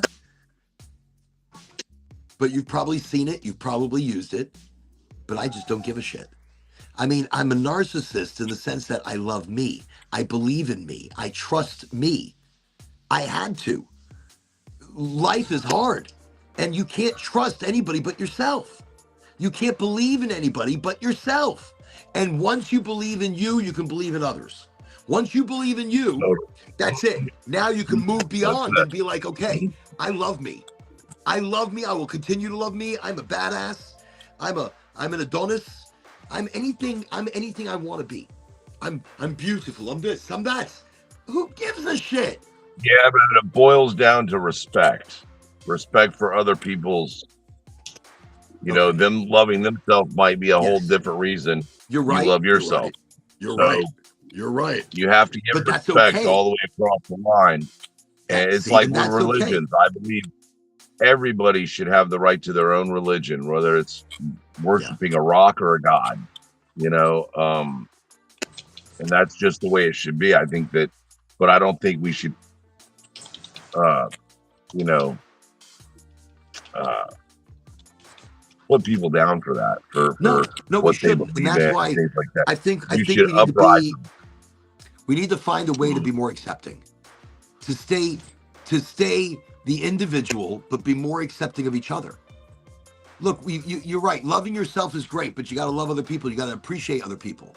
So Gavin, Cowboy, Christopher, just want to say, the three of you, I appreciate you greatly. I appreciate the work that you're doing, the answers that you give, the energy that you bring. It's all part and parcel. I appreciate you guys. You guys, look, people come to the show probably not even to see me, but maybe to see y'all. And I think that's great. I'm just going to ride your coattails. And that's totally agree with you 100%. That's, I appreciate all you guys for, stuff I'm seeing and learning and stuff from you guys. We have to share with each other we're learning from each other, because your opinion might have something, an idea that I never even thought about. And change mine. That's true. That's true. The growth. I've learned from people on the show like Sergey and Exotic Alchemy and Cowboy. Christopher's taught me shit. East Coast. Gavin, I've learned cinematic excitement from Gavin. Gavin keeps things. People want to see what's going to happen. They're never sure. Like out of nowhere, the phone just like flips to like another part of the room, and nobody touched it. Nobody was near the phone. No, it just happens. It just happens. Actually, this has been the calmest your camera has been in a long time. Whatever you're doing, he's got a book against it or something. He's like, I put a weight on my phone. It's not moving anywhere. Nah. No. But tonight, everybody, we're doing a Could It Be? We're just talking. Goldflower Cannabis does rosin batter right. This one is the Royal Cheesy Cosmo. Probably one of my favorites next to the Moroccan Peaches. And the Fruit Stand. Fruit Stand is insane. But tonight I'm doing a few dabble-do-yas. Just here and there. I just smoked a lovely joint of the orangutan, the oran. And we're talking still aliens. Okay, could it be? Could it be? Now, here's one that I kind of like. So, could it be that life began more than once in our solar system? So, the moon, I'm just going to quickly throw this one out there. Was the moon put there? Did the moon arrive? Was it put there to control our oceans, our tides, our seasons and temperatures? Well, was it there to protect us from oncoming meteors? Well, have you heard about this, that the moon's supposed to be hollow and it's a space station? So it rang like a bell.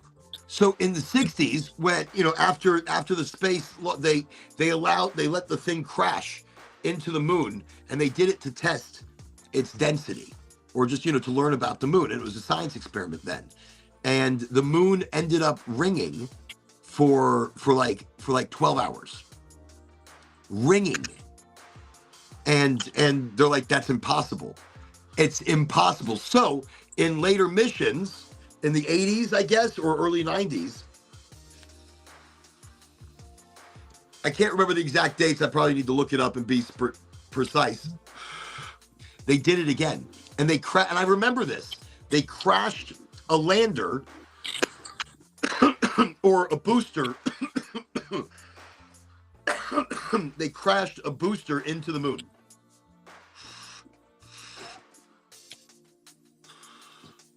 And this happened a long time ago. And they talked about how the moon rang. It had a big boom, and then it rang like a bell for like a day, 2 days. I mean, holy shit. So the only explanation they had was that either the moon is very cavernous, so it has huge caverns, and kind of has a porous rock, but there's nothing that shows that on the surface. Like, there's no sign of that. And the craters all go down to the same depth. There is a absolute depth point, so nothing goes deeper. So possibly the moon is a giant satellite. The moon is a giant satellite that's been put there by a very highly evolved culture. Because if the moon was not there, our oceans, just know this, our oceans would be going crazy. Dead. It'd be dead. No, I believe they settled our oceans. Our oceans were actually much more powerful. There's no tides. Totally dead. No tides. Well, without tides, there's no oxygen in the water because the water's not moving. You guys hear that? So the water's got to move. Okay, so it's the opposite. I thought the waters were violent. Like without the moon, the waters were incredibly violent. And well, every time the water's churned, it's putting oxygen back and regenerated oxygen into that water. So because of the moon, we have oxygen on this planet. Well, we have oxygen in the water.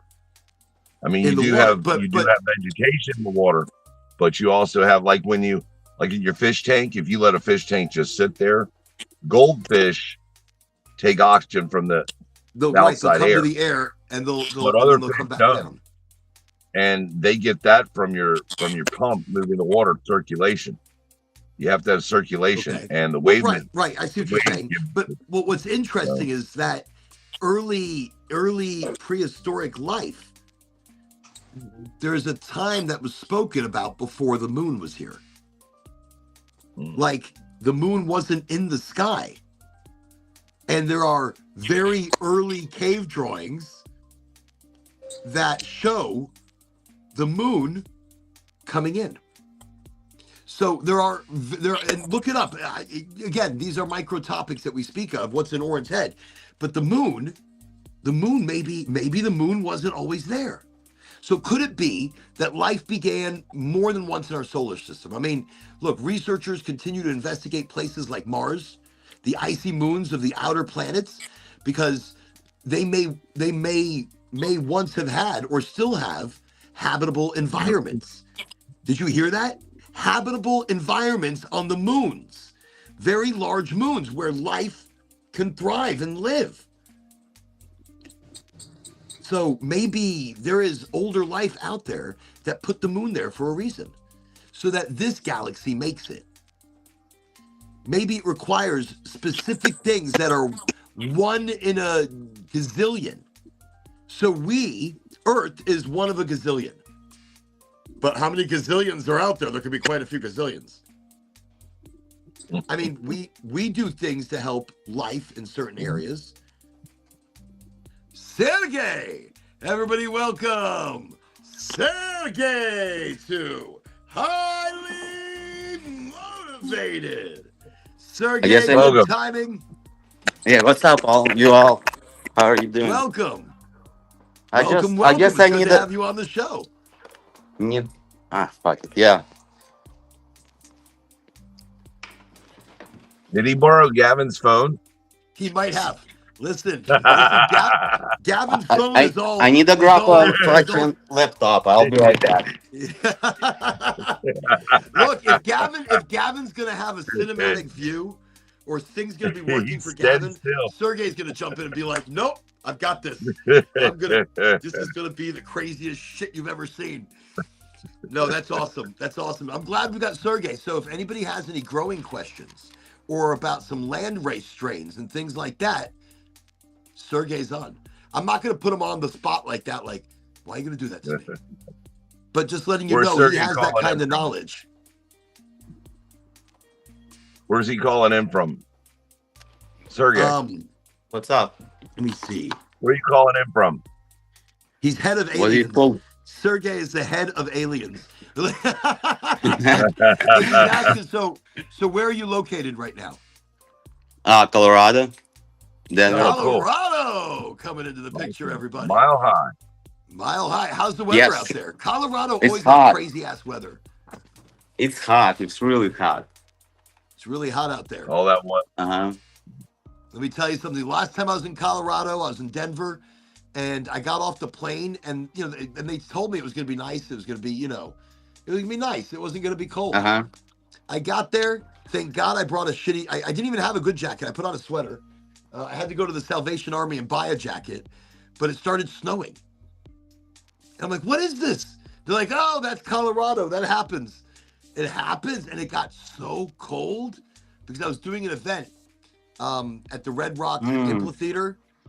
What an amazing place. They carved this amphitheater out of the mountains. I mean, and it's an awesome place. I mean, really awesome place to go for concerts. Amazing. Just cold. And the night I was there, it was really cold. Really cold. So, but probably one of my favorite events or concerts that I kind of went to that I was part of because I got the backstage treatment. I don't normally get back. I mean, no, let's not get weird, people. But no, I don't normally get like VIP backstage treatment. Oraganji is like, oh, it's Oraganji. All right, here, you could kind of smoke where you want to. No, I think I never really get that VIP treatment. So that was a night. That's why I always look at Colorado. I'm like, I love Colorado. I love Colorado. Yeah. But very cool. Very cool. So wait, what time is it? What time is it where you are right now? Almost 8. See, people, that is time travel. That right there is time travel. So we are going to be 10 o'clock in the evening over here, and Sergey, it's 8 o'clock. But it's 10 o'clock for him. So he's experiencing a 10 o'clock attitude over here. He's experiencing our 10 o'clock energy, but he's in an 8 o'clock mind. So look, and he's even seeing it on video. So look, it's jumping back time even more. I'm trying to get it's on a computer. It's a time loop. You are bringing us through a time loop right now. This is we are. Look, Christopher, what do you think of this? So wait, what time is it where you are right now? I'm on mute. I think that's funny. Wait, we've got Sergey joining. We've got Sergey joining and Sergey joining. So that's not going to be. That's not going to be places weird. At once. That's amazing. Right? How do I do that? I've got to be able to do that. I want to be at 2 places at the same time, so I can have like well, actually, that can't be hard. I'll just go in on my own link from another device. Well, then you'd be having your own podcast. You know something? So that'd be kind of cool. That's pretty funny. That'd be kind of cool. Now look at this. Officially, we have 6 people on here, but we don't. We have Sergey times 2. There's, and look, he changed hats. No, it's the same hat. I thought he changed hats. I'm like, holy shit. It's 2 different Sergeys. And then this one's disappearing. And then it takes a while. Restream has been working slow. I can't, make it. I don't know. Okay, so Sergey, you're coming in. You're head of aliens. Oh wait, no, now you're head of wait, you're head of Lima. I can't read it. Now he can't hear you. You're muted. Here. Head online. There you are. You're not muted. You are muted. Okay. We will figure it out. All right. I think he's trapped at like 9 o'clock. Well, he's trapped. Look, he's trapped in a time warp right now. Yeah, because 9 o'clock. I mentioned it. Right. It's 9 o'clock for him. It's 10 o'clock. It's 11 o'clock. No, wait. He said it's about to be 8 o'clock. He said it's about to be 8 o'clock. So he's stuck in the middle. He is. At 9 o'clock. He's in a loop. Christopher, Professor Time, you're what time is it where you are? It is almost 10 o'clock. Oh, okay, so you're East Coast. That's right. So East Coast, this is the funniest shit right now, because it's like we mentioned it, and Sergey's now trapped in a time loop, in a dimensional rift of 8 o'clock to 11 o'clock or 10 o'clock, 8 o'clock, 10 o'clock, 10 o'clock, 8 o'clock, because I said he's in both right now, and time just went, oh shit, really? Maybe really? He's at You the had end to of the say show. Something.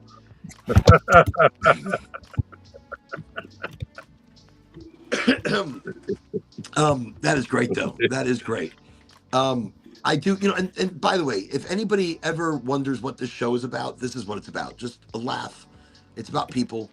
Don't watch this show for the news, because you're never going to learn anything. You're not going to know. No. You're not you're not going to know shit. You watch this news, you watch this show to learn about current events. Currently, we don't know what the hell's going on. Let me see. We have, oh wow, we have Sergey times 2. The twins. The twins. It's the twins. Welcome, Sergey. I'm just switching the. Wait, no, don't turn off your microphone. It's like we heard you, and then it's like, nope. Oh wait, you're okay. Try talking now. Can you hear me? Barely. See, it's stupid. I don't know. I'm trying to. Oh, now I hear you. No, now I Yeah, hear that's you. better. Yeah, I was too far away. Yeah, that might be it.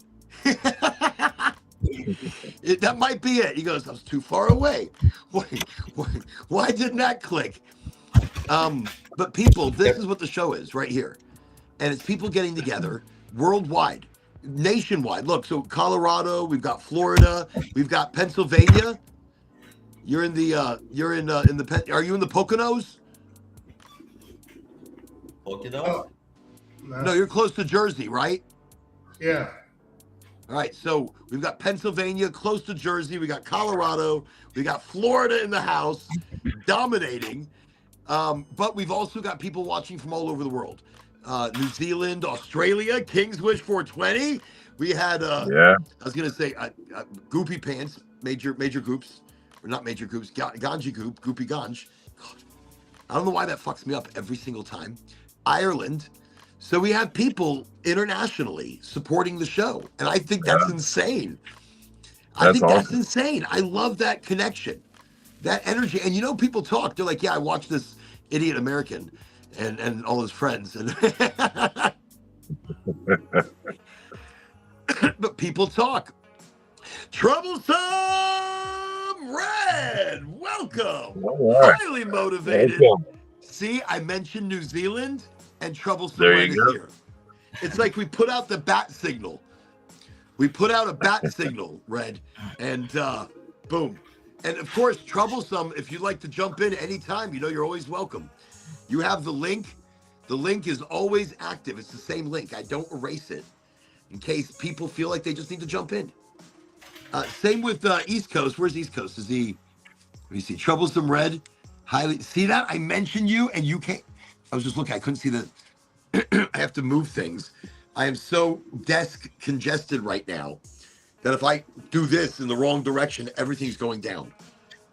Everything is going to go down. Just this whole desk is a teeter-totter of a catastrophe waiting to happen. This is like the Strait of Hormuz. Okay. So okay, we're talking aliens. We are talking aliens. So Sergey, tell us, what do you feel? Like, what have you seen? What do you think? Because we've been talking about NASA. You saw it. No, I saw the ship, so they definitely exist. You saw the ship. Oh, you saw the one recently on the news, right? Or the No, it was in Texas. There's a weird town, Angel Fires.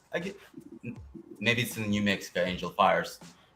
I don't remember. It's probably like 7 years ago, but people were seeing shit there a lot. I saw it in Texas. I saw it in Texas. There's a military base. Okay. In a military base, I'm looking. What I'm doing, I'm looking for a picture right now. Close to the border. Oh my God! Here it is. Holy shit! Okay, what you're gonna see now? I've described this driving back into Houston. Boy, it was my boy's birthday, the twins' birthday. So we remembered the day, and we were driving. Just entering like downtown, but on the freeway. So there was a huge clear sky. And in that sky, let me see if I can, 1 sec, let me bring this in, do that, bring that down, dun, dun, dun. Okay. In the distance, we saw what looked like just lights. There was like 1, 2, 3, 4, 5, 6, 7 lights. And we're in the just, not that far away. So all of a sudden I see these lights and Angie goes, oh, look, they're making a check mark. I'm like, they're making a check mark. And Angie goes, look. And then all of a sudden we both look at it. Same with the kids. And the lights go, whew, one went up and then, and you're like, what? And you could see that it was like a craft. So before they went up, because Angie said, oh, they look like a check mark. While driving on the freeway, I took a picture of them. Yeah. Wow. Yeah, definitely. I guess we have had in Colorado Springs a couple years something close to that picture. That's insane. And every time I see this picture, I have freaking goosebumps. Because I remember how, I knew that was something that was not within our technology. That our planes, our people could not move at G-force speeds like this. Because and one was moving, so the one on the bottom left just kept, and after like 3 of them went, they disappeared. So, the one on the bottom left just kind of moved, and then have you ever done DMT? Have you ever done DMT? DMT. DMT. Oh, DMT. Have you done it? No, but I want to. I want to. You have Gavin? So yeah. So have you guys seen Little People, or have you seen the No. I didn't go that deep. You didn't go that deep? No. I've tripped on it like 10 times. I was on the high dosage mushrooms and LSD together. I do mushrooms. I do enjoy lots of mushrooms, but I have heard on DMT though that you talk to aliens. So a lot of people experience talking, and not necessarily saying that we're talking to aliens. We are talking to a non-human existence, and everybody describes the same type of thing though. What's that? I quit tripping because of DMT. I had a really bad trip on DMT. Really? Were you because you were overusing it? Because look, I don't know. It amplifying a natural chemical that we have like at birth or something?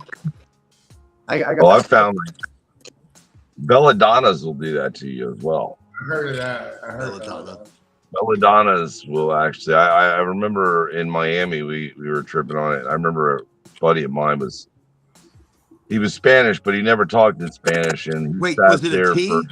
Was it a tea that you guys made? Yeah, we made a tea. I have the plant. And I have the tora, and I have the trumpet, which creates the belladonna. The tora. The tora is much more powerful, and you got to be careful because too much and that shit will kill you. That will make you see God. That'll make you see God. Yeah, that's what I've heard. They used to use it for the anti-truth serum. Back in the day, you'll just speak. You'll say everything. Yeah. Everything. Well, like nothing is ever hidden ever again. I'll never do this show. My buddy sat there. My buddy sat there for probably an hour and a half talking to the refrigerator in Spanish. So that's the one thing I remember, man. And he never spoke Spanish, but he was Spanish. So it was kind of odd. He never spoke Spanish, but he was Spanish. You know, but Yeah, what's wild is things like that. So DMT activates a chemical within our body that we experience as we're dying, we experience as we're born, and we experience at extreme times of pain or fear. So DMT releases in small amounts. So when you do DMT, you are connecting to a ancient neural network. You know, you're connecting to something absolutely wild. One sec. Everything good out there? All right. Thank you. So you're connecting to a neural network of sorts, right? I don't know. I think that's wild. I do want to try. I want to try, but then you got to do it with like a shaman or something. You got to do it with somebody who knows some shit. Right. So I'm kind of happy right now with where mushrooms are able to take me. When you smoke like a small dosage, I used to smoke small dosage to get the weed high up and, I don't know, go somewhere. Well, no, it's funny. When I do mushrooms, I must be able to smoke because it softens my transition. So it softens my initial high, like not softening it, but it softens my wave into it. So instead of being like, oh shit, I'm high, instead I'm like, oh, I'm high. Yeah. And it's a cleaner, cooler, much more controlled mushroom high. So when I do mushrooms, I have to smoke. If I don't have any smoky smoke, then oh shit, then the mushrooms are going to hit me a lot harder. I feel like they're going to hit me harder. Now I've done an entire candy bar, and that is a mega dose. That is like 7 grams, 8 grams. I want to say 7, 8 grams, but you can do more. People do more. They do 10 grams. They do 12 grams. It depends on the mushroom. What the fuck is that? Why would you do that to me? Do you want to say hi to anybody? No. My daughter, you want to just say hi from there? Just say hi from there. So just out of nowhere, fucking freaks me out. Did y'all see a spoon? Did you see the spoon come in? So I don't know what it's about. I don't know what it means. What an interesting spoon, though. Just take the spoon. Take it back. Just take it. No, I'm going to wonder why. Later, I'm going to be so high, and then I'm going to wonder why there's a spoon in here. I'm going to be so confused. Okay. Whatever. Give me a spoon. Give me a spoon. I'll take the spoon. Okay. But no, well, I tell you, man, I mean, like mushrooms, I mean, I've tripped a lot on LSD, but mushrooms is a much better high. I don't like how you get backaches and everything like that from the lysergic acid. True. And that's right. When I took acid, you're right. You'd have straight backaches, leg aches. Yeah. My friend that is paralyzed from the waist down, he takes mushrooms and it moves, like he moves his legs when he's tripping. He posts on Facebook and he experiments with it. So is it, you think, really? So do you think maybe it's psychological? Like something deep-seated psychological, why he can't move? I mean, damage. I'm saying that people undergo damage, but when sometimes nerves are growing back, and maybe the mind is not ready. He actually severed his spinal cord and severed his I don't even know. So he severed his spinal cord and broke his hips. Sergey, I think you might need to turn the volume down on something. Is that me? I think it's you. Yeah. I don't understand this computer. Is there a maybe here? Or maybe is there a secondary volume? Better? Yeah, better? I think so. A little bit. But I hear me. I'm trying to find one. I hear me like I hear me like a second later. But and oh shit, we lost Gavin. Oh my god, what happened? No! Sounds like you're at Red Rock. That is when you're backstage, that's what it sounds like. Yeah. Because you can hear it and then you hear it. And then the reverberation of the sound on the rocks. That is interesting. Wait, I missed something in the chat. Let me see. I will join next time. I'm conserving energy as I have to be up at ungodly hour for my 6-year-old dental surgery. Oh, shnikes. So everybody send a little bit of love over to Troublesome Red. Yeah, definitely. Because Troublesome Red. You got headphones on, but I still hear me. Do you have something playing, Sergey? Do you have something like with the volume outside, or is it the computer? Am I playing from 2 different? Like, do you still have me playing on the PC and then? Gavin, we've got you back. Gavin felt like the camera angles were just too normal. He had to get all Scorsese on us. I don't know. Sergey's really there with the. I had to plug y'all in. I'm still interested in hearing from Gavin about his buddy, man, how these shrooms have set pulses in his life. It's pretty freaking amazing, man. Oh, I don't know, like, his whole, like, background on the shrooms and all that, but when he posts on Facebook, what happened? You good? Yeah, you're still going. You're still going. All right. When he posts on Facebook, he usually posts when he trips and shows his lower half, and his knees bounce. Like, they want to move, but he can't move them. That's hopeful though, man. I mean, because there's an actual sign of movement down there because of that. That's awesome. I think it's crazy because he's been posting all this like science, like research that scientists does, and on shrooms and all that, and shrooms do. That's wild. Reconnect. They do. Well, so there's a study many studies recently that have come out about how using psychedelics, using mushrooms, can not only help with depression, they can help with PTSD, they can help with they help increase lifespan. There's another one I read where clinical something. I'll remember in a moment.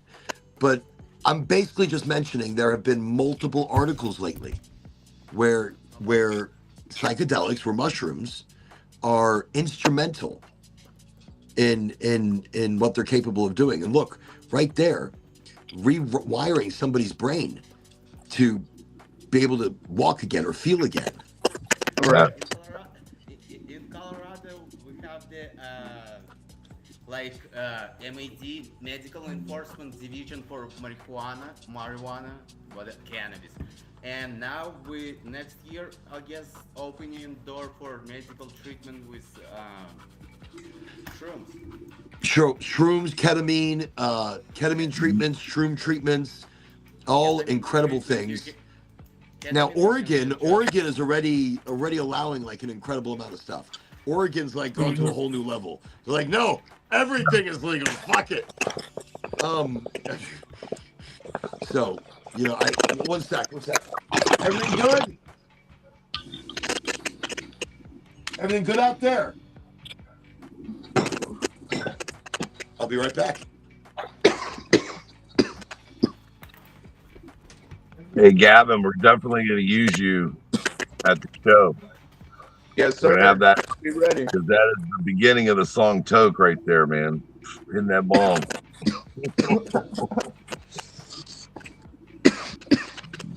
I can't wait for it, man. I'm so excited. You coming, Chris, right? You coming down? Everybody coming down? Yeah. I'm supposed to be helping Oren build some booths, collapsible booths to move places. Holy shit. Okay. Oh, okay. I'm back. Oh my god. Nature Medicine Division. Okay. Was it the spoon, was it? What's that? So it wasn't the spoon, was it? No, it's one of those scary moments. Just the way the lighting was, and I couldn't see anybody. So I walked out because I said, "Hey, is everything okay?" So of course they fell asleep watching TV, but it was like this blue screen that washed out the whole room. So I'm looking from here way down there, and I'm like, "Is everybody okay? Everything's good, right?" No answer.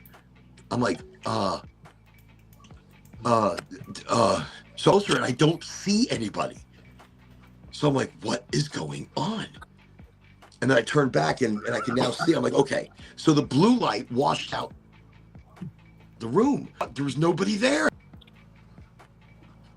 What is going on? It's like some aliens just abducted my kids. Wow. That's great, Wow. bro. Well, I mean, I've got my older one watching the younger one, so everything should be perfectly fine. But that's not usually the case. So you've got to keep. Look, she just came and brought me a spoon a moment ago. I obviously, but I heard like a weird scream, because out here you hear weird shit.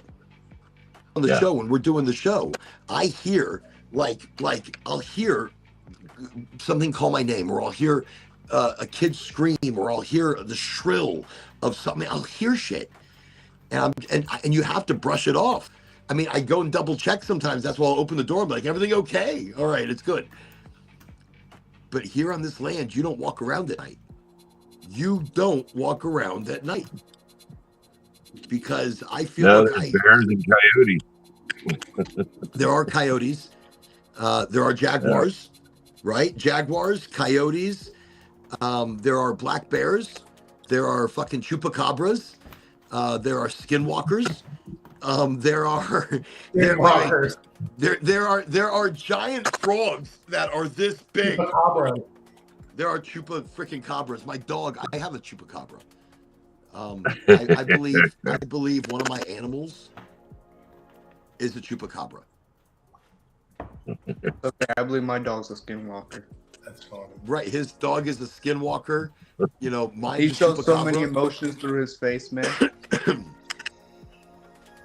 Look, we have a lot of dogs over here as well, and one could be a skinwalker, another could be a chupacabra. We just have a gambit of craziness happening here on the land. Just craziness, or it could be the goat. So the goats are quite vocal, and will scare the shit out of you. They'll say nothing and they'll creep up like behind you, like if you're in a goat's area, because the male goat goes free. He's out here. He's got some big horns. He'll fuck you up. He's serious. You talk about a headbutt from that, and he'll knock you down, then he'll keep hitting you. So goats are serious. They're not to be played with. So you just jump over him. You just jump over him. He's like, just jump over the goat. So the goat would be like a large dog. And if you jump over him and he catches you with one of his horns, oh shit, that's serious. Well, one of the craziest to catch you. Well, they love, man. They thrive on it, and if you punch them in the head, they get more aggressive about it. They want to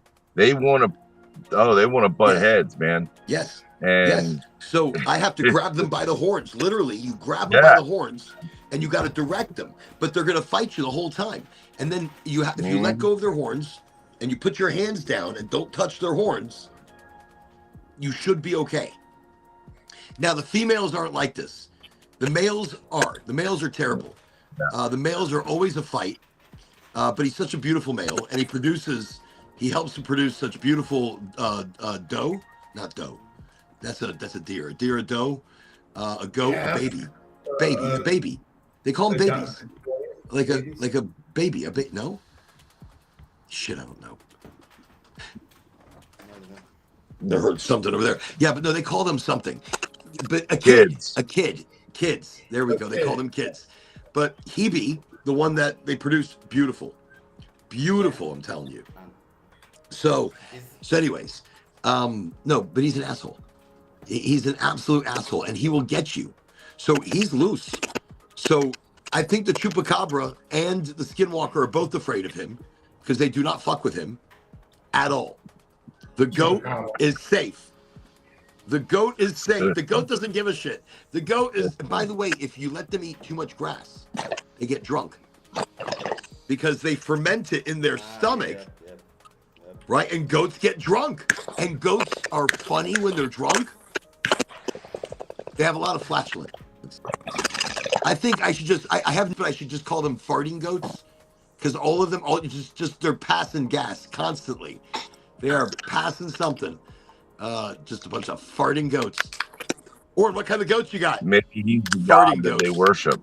The skinwalkers and all worship.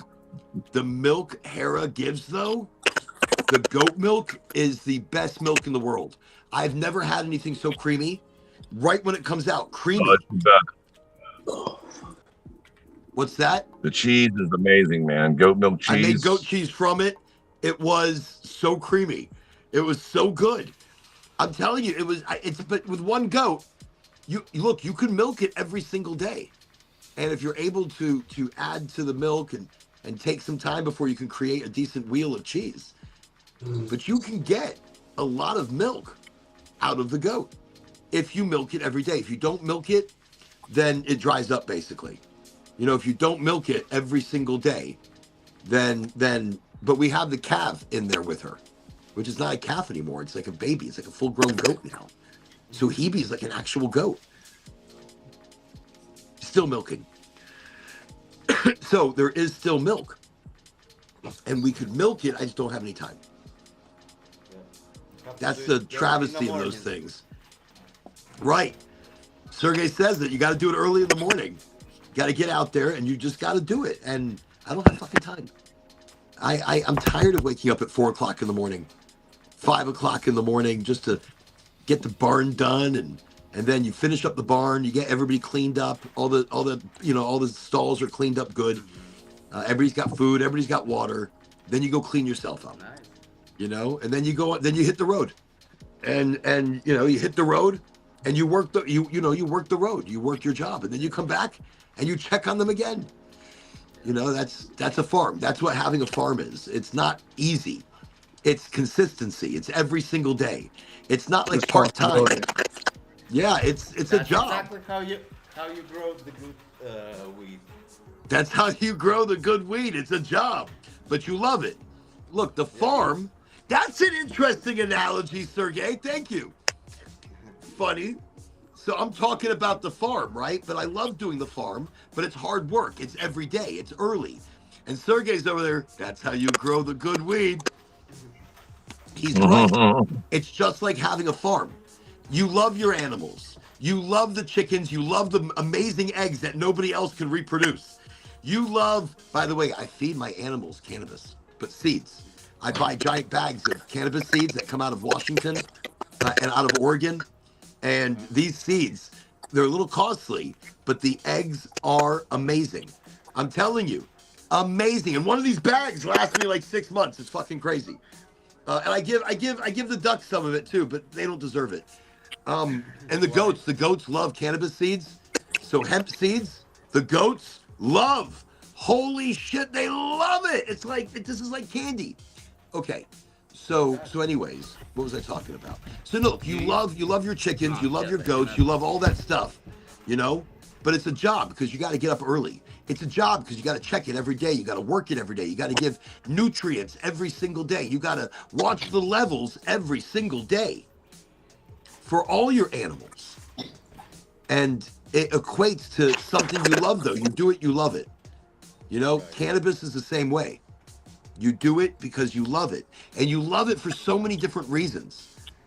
You know, you don't just love it because you love Bob Marley. You know, you don't just love it because you hear 3 little birds, you know, in the back of your head all the time. You love it because you love people. You know how to grow and you love it. Because you know how to grow and you love to grow. But you also love what it's going to do for people. You love the smoke. You love the... That's it. See, you love what you're able to do, and that plant is able to do something because you've grown it. You've brought it to that level. You've helped cultivate something that is giving back in multiple different ways. And multiple means even if it doesn't go medical and you smoke it because you smoke it. The fascination of your work too. You know? Well, like so he's saying the fascination of your work. Like when you paint a house, when you're painting a house, basically, and you finish painting it and you look at it, you're like, damn, I did good. You know? It's not like that. No. Completely No. not. No, when you grow, look, when you grow, there's a satisfaction at multiple stages. You know, you bring the plants to when you finally bring it to fruiting, to flowering, and there's still so much to go from that point, but you bring it to that point, there's already a sense of accomplishment. When you can first smell your plant, there's a sense of accomplishment. It's the day you cure it, you dry it, and then you smoke it, that you know what you've grown. You know, the flavor, the smell, that entourage. All right, that's what I'm saying. The shit you accomplish. Right. Along the way. But it's the ongoing of it, because you're evolving what you do. So what you got there? Pine tree, some type of flowers, all kind of shit.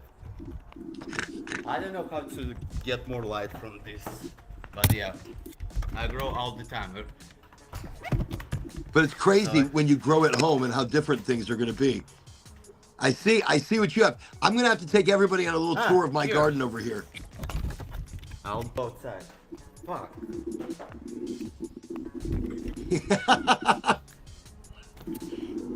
He's wired in. That's why you don't see me wearing headphones. You know, every time I get up, I'm going to trip myself. And everything will come like falling down. So what happened? The wind fucked it up my greenhouse on the balcony, and I have to bring the plants inside. I saw your itsy bitsy greenhouse. Yeah, you're bringing them in. But look, it's daytime over there. Tell me this isn't like time travel. Look, it's daytime. The sun is out. Holy shit! It's nighttime over here. The chupacabras are already running around. They're milking the goats. Yeah, I've got a couple hours. Just a couple hours. I gotta go milk the goats. But no, I'm telling you, the cheese is amazing. It will be dark in 10 minutes. Dark in 10 minutes. Actually, Yeah, Cowboy, I do have some cannabis kimchi to give you, but I'm afraid I don't want it to kill you.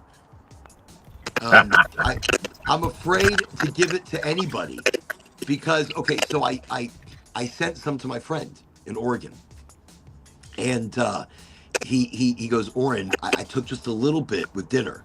He goes, I love kimchi. I was going to take a lot more. He goes, it's, because it smelled great. He goes, but I was just, a little bit on the side and I was going to take some more. So I ate that. Before I was able to get to more of it, I was already fucking high. And I'm like, what do you mean? He goes, Oren, whatever you're doing with fermentation and cannabis and fermentation, he goes, whatever you are doing, he goes, it's like so powerful. He goes, I've never eaten cannabis and gotten high. You don't get high when you eat cannabis. You don't get high when you eat cannabis, raw cannabis. But when you ferment it, the same way you do cabbage, like in kimchi. Yeah. So mine's a can of kimchi, cannabis kimchi. So I gave him a little bit. He goes, Oren, I'm not going to kid you. 2 days, 2 fucking days. I was like, I did the same thing to me. 2 days, my dog was fucked up for 3 days. It's like my dog You're was literally, fucked up. I was fucked up. Yeah, literally, you cannot, as you're so high, you cannot walk, nothing. So high. So yes, and I had that. So I was on this show. What other show do? I don't do. I do this. I was on this show, Highly Motivated, with me, Oraganji, and I had one of the ones from Farm to Couch, the small little bottles, the Astral. It was like a syrup, a concentrate, but I didn't know it was concentrated like that, and I did the whole bottle on the show. So because of that, right, and because of that, I ended the show early because I was like blitzed. I didn't even know where I was. I was like on the show, and I'm like, yeah, and I drank. I'm like, oh, it's good though. It tastes like honey. honey-ish, like a grapey honey. And the guy from the show, the guy in the show that called in, or he was in the comments. And he was at the farm. And he was like, holy shit, what did you just do? What did you just do? Oh my God. I'm like, what? He goes, you just took a hole under the dome. He goes, Oren, I don't know how you did it, but you did it. And you're going to survive that shit. And I'm like, I am. What did I do? And I didn't realize it for like 20 minutes. And then it really started to hit me. And I was really fucked up. When I shut off the show, I crawled away. I couldn't walk. I turned off the show and I fell to the floor and I crawled. I'm like, ah. And the whole house was like looking at me going, what the fuck is wrong with him? I'm like, I'm cool. Don't touch me. I'm fine. I need something. I don't know what I need. I just don't touch me. And I crawled over to the couch and I crawled onto the couch and everybody's in hysterics. And they're like, what's wrong with you, Dad? I'm like, but nothing wrong. I mean, I was so fucking high, but enjoy it. You get to a point like that. I was Bill Cosby high. I was going to forget some shit and nobody better take advantage of me. Dude. My brain. I did it a couple of years ago. I bought a whole distillant syringe. I didn't know no better. So I was like, man, I put it on a little Debbie. Put 2 nice lines, about 3 inches long each. Ate it. Oh man. I couldn't move. I'm telling you, but and they're like, oh, all you needed was the size of a rice grain. Yes. Right. And it's through the I had like the whole bag of rice. Distillation, yeah. What's that? Dude, so the guys from Lithuania were here in the United States, and one dude was buying my weed and doing that stuff and kind of give it everyone away, but he was curing people from the cancer back in Europe. So that's incredible what you're saying. Everybody pay attention to this. Back in Europe, they were making RSO, or they call it FECO. It wasn't RSO. It wasn't Rick Simpson oil. No, because you have to put it in a vodka or like, how do you call it? Wait. He put the flour in a vodka? Yes, and you ferment in that way, not through the butane or what. Wait. Holy shit. What is going on? You holding it for. Well, yeah, the alcohol is loosening the oil. Loosening the oil. Yes. Like when I'm doing a kimchi fermentation, the salts are bringing the oils out of the plant and creating that reaction. But the alcohol, listen, I've got some really good vodka too. I used to know a guy in Miami, this Jamaican guy. You'd get really good Jamaican rum, and that's what he would do. He'd put it in the clear rum. Really? And extract it? With bud. Oh, and it would, turn it green. I make mead. I do honey wine, and then in the batch, I put raw bud, and I put RSO, or a rosin. I prefer a rosin. Major Ganji, everybody, welcome, Major Ganji. What up, guys? What's up, Major Ganji? Motivated. What's up, Major Ganji? Hope everyone's doing good today. Fantastic to have you here. This is awesome. Look at this East Coast visual media. We've got 6 real people with cameras working. I wasn't going to say too much. Sergey's could have gone, or Gavin could have gone at any second. No, he's like, no, not this time. I'm ready. I'm ready. So we are on the show. This is fantastic. We've got 6 people live, a full house. We can handle 4 more. So if you have the link and you want to jump in, we can handle. Almost like the Brady Bunch. Like a Brady Bunch. The Brady Bunch. Oh, now Gavin's phone's going fucking crazy. He's like, no, it just couldn't be. It couldn't be. This shit's going nuts now. I needed my cinematic moment. And then, of course, East Coast with the beautiful studio I couldn't see everyone, so I just swapped it. Oh. I guess, Oren, you just didn't. I guess you're not setting up right way the show, and there's more technical issues than the. There are much more host. technical issues, Yeah. but I don't know shit. Listen. I know and I don't know. He's like, I know. No, East Coast and you both are like, I know you don't know. and in that wonderment, we will continue doing Highly Motivated until East Coast or Sergey have time to show me where I'm going wrong. East Coast will be closer. And so Major Ganji will definitely show me. Watch, I'm gonna pull this up in front of him, and he's be like, "Oh, you could do this, you could do this, you could do this too."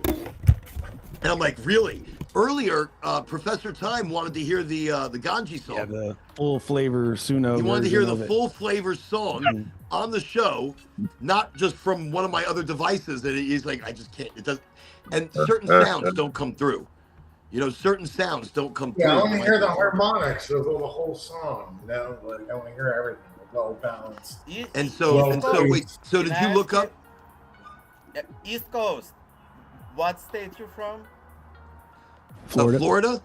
Ah, No, East Coast is Florida. Yeah. I thought like maybe Philadelphia or something. I'm Orlandonian. Orlando, born and raised. Been here my whole Orlandonian. life. Orlandonian. Like that. So do you have a lifetime membership to Disney World? No, it's not in Orlando. No. Look, Disney is not in Orlando. No. It's in Kissimmee. No, I hate the theme parks. I'm What is it? anti. SeaWorld that does it.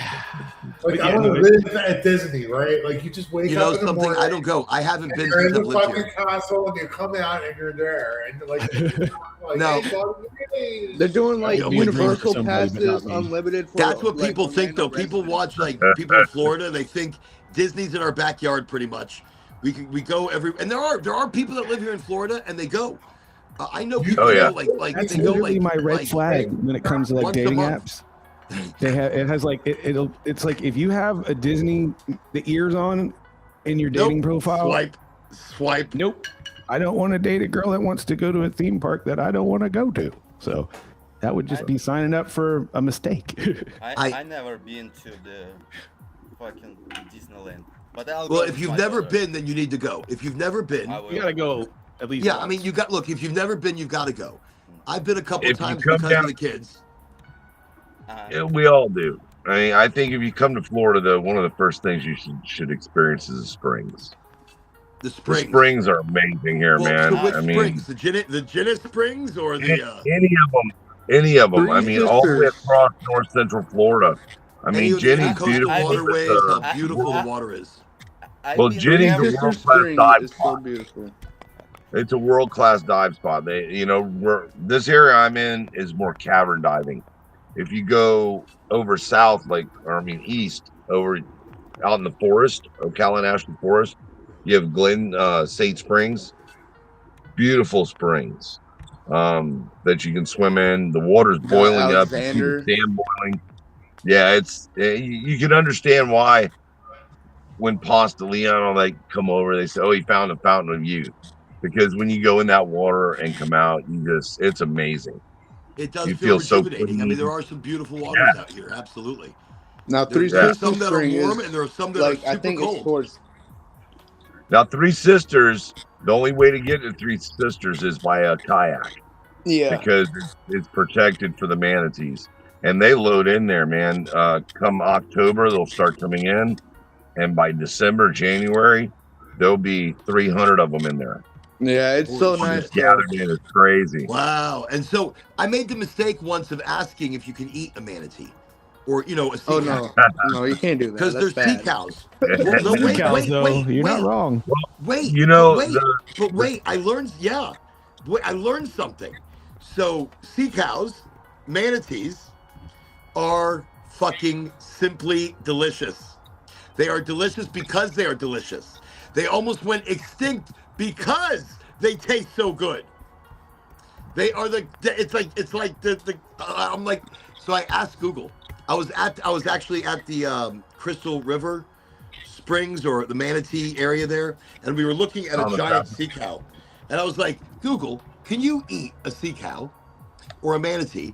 And it came back and said they are delicious because they are simply delicious. I'm like, oh shit, that's a crazy answer. That's a crazy answer. They are delicious because they are simply delicious. Do you realize that the pirates back in the day, or the sailors back in the day, they thought they were mermaids, which they had probably been drinking a lot of rum and smoking some good weed. So they were smoking something. They were smoking some hashish. They were smoking some old school pirate hashish. They put some good shit in their pipe. They were drinking some infused rum. But yeah, they had to in order to think a manatee is a mermaid. Well, there are fish out there. There are certain fish that can look very human-esque. Some crazy shit has washed up on the shores. Look, I'm a big proponent of we don't know shit about the ocean.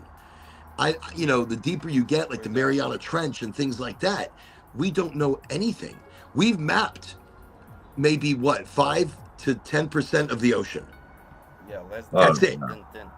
There's a shit ton left to explore. Our galaxy than about the ocean. Right. We do. Yeah. He's absolutely right. Sergey's right. We know more about our galaxy, our universe, than we know about our own ocean. And I really feel like if there's anything that needs to hide anywhere, it's hiding underwater, where we can't get to it, where we can't see it, or we just overlook it. We overlook. That simple. I guess. Welcome back. Scientists predicting like we at least don't know around 50 million, 100 million species in the oceans. Wow. Yeah. And the more we learn, the more we find, the more questions we end up having. The ocean holds all the answers to life. We came out of the ocean. About it. Think about how some of these fish are reacting. You see them. You'll pull a big fish up from 150 feet up. As soon as he comes to the surface, the first thing that happens is eyes pop out because of the pressure. Because of the pressure. Now these things have adapted to such depths, and the pressures down there. I mean, when I used to scuba dive down in the Keys, I would take a standard coffee-sized styrofoam cup down with me just to prove to people, and they wouldn't, because they didn't believe it. You take it down, go down 33 feet, and when you come back up, it's the size of a shot glass because it compresses. And that's why, all these things explode, and like that submarine that everybody died on imploded because the pressures, they couldn't handle it. You didn't die. Yeah, and space is totally different. Space is in a vacuum. It's a vacuum. So wow. Totally different environment to try and work around. Ooh. But to think of these animals. That looks good. Look at that. That's some rosin batter. That looks like some gold flour. I'm just gonna. It looks like gold flour. Gold flour makes jelly cake live rosin. Oh, that's new. That's the new jelly cake that came out in the 710. I'm excited. I'm gonna try some. Wow, I am jealous. That does look delicious. Very clean. Very, very clean. I like that. Okay. Ooh. That looks nice. What is that one? That is the tropaya. The tropaya. And that tropaya is also very delicious. If you haven't checked it out, you got to check it out. Sergey, Florida Cannabis Registry. So it's floridacannabisregistry.org. Major Ganji, East Coast Visual Media. He's put together an incredible site that showcases Florida's strains and by effects, by smells and terpenes and flavonoids. He's put together an incredible site. You've got to see it. You're going to love it. Florida Strain Registry. Strain. Mhm. Strain. So Florida Strain Registry.org. Registry.org. I can type It'd be it. great if we had exactly. USA strain Someone can too. type it in the. Yes. Yeah, I got you. So if somebody can type it, listen. Let's make it easy. I'm chilling. I told you I made my narcissistic abuse circle. I'm done with it, and so I'm kind of. It's my work. The president of the company, she's narcissistic woman, and she kind of everybody. Yes, and dude, it's so fucking sad how people do not can do nothing. They're just she's doing whatever she wanted. There's a lot of people that are doing nothing, but they're doing nothing and they're taking the credit for others. But here's the thing: we stop this. No. Look, go ahead. No, you go ahead. Okay, I got first time in fight with her in a 6 months, and that fight, even not fight, but what happened? First time in a 6 months, I didn't kind of know she's somewhere around, because when I know she's around, I have to control my emotions, like not to give her any emotion, and she was looking for. It sounds like an ex-girlfriend. It doesn't sound like a boss. It sounds like an ex-lover. Yes, but right after my girlfriend, I got same shit at the work. I already see that sucks. That's hard. That's hard. I know, but like tomorrow I'm not gonna go to work. Okay, she's her managers like go ask for apologizing for her. I'm like okay, so I went and she's like I don't have time. I know all the games she's playing, so I made that way, so she cannot get to me now. And so you're just not going to go to work. So Sergey's be like, listen, fuck it, I'm not going to work. And guess what? No. Now she can't get to me. Yeah, nor can your paycheck. Your paycheck can't slide you. No, before I made my decision, I went through everything. What kind of law, who is broken, what is my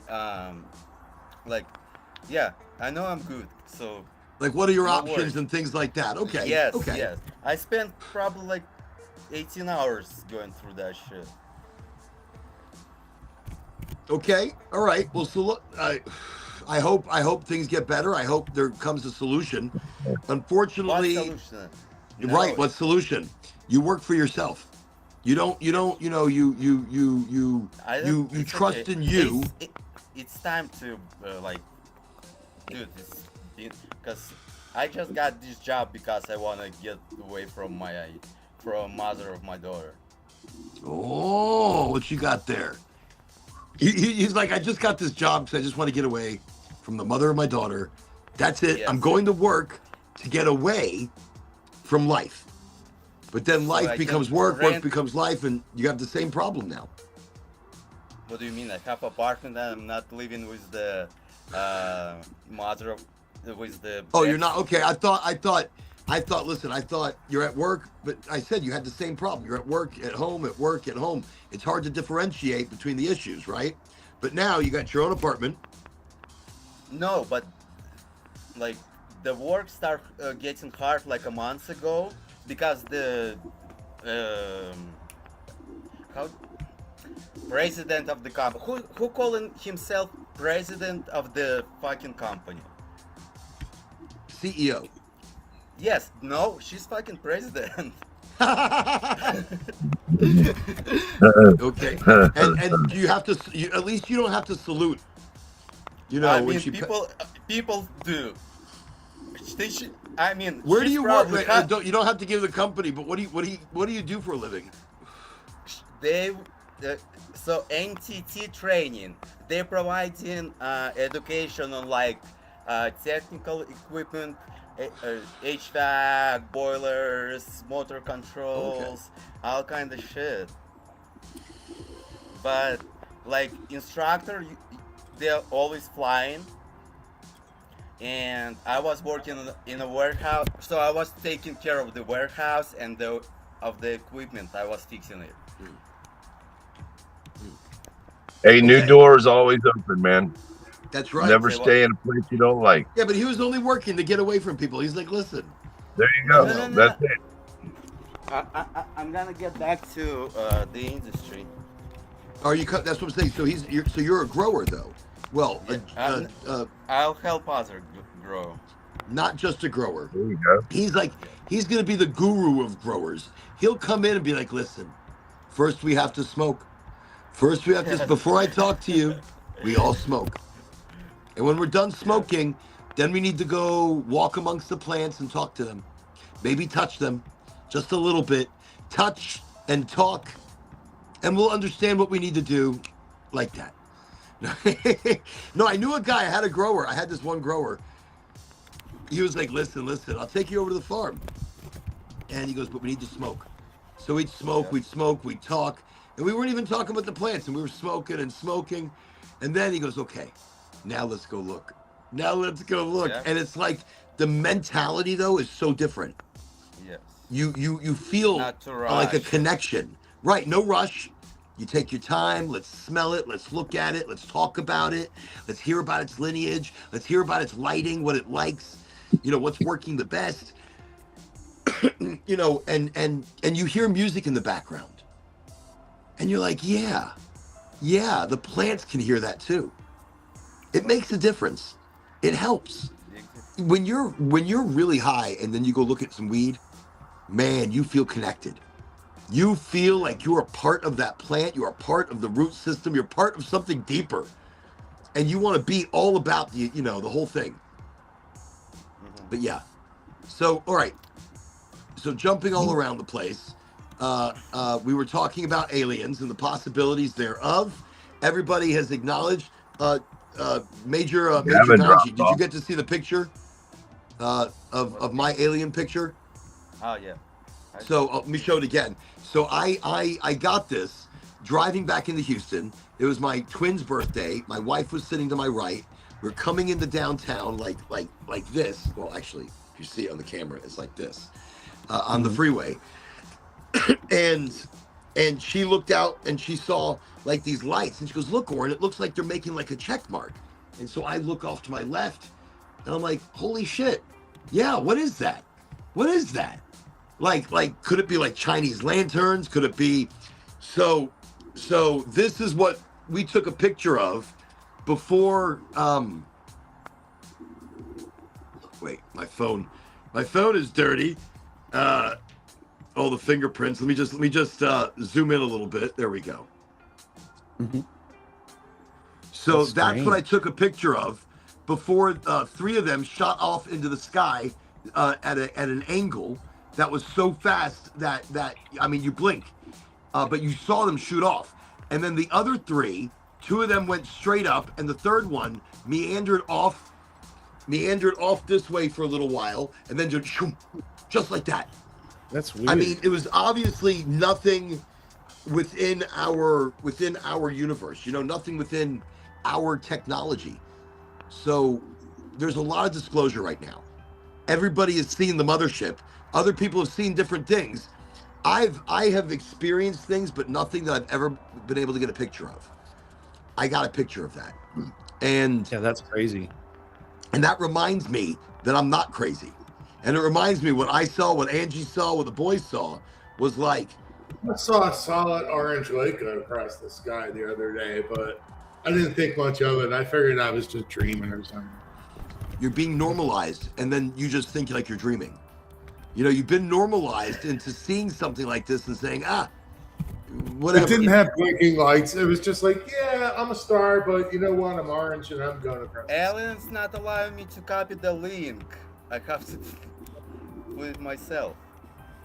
Oh, my bad. I can do it in the private chat if that's easier. I don't know. I just cannot copy anything from the. Let me see. FloridaStrainRegistry.org Oh, he put it in the chat.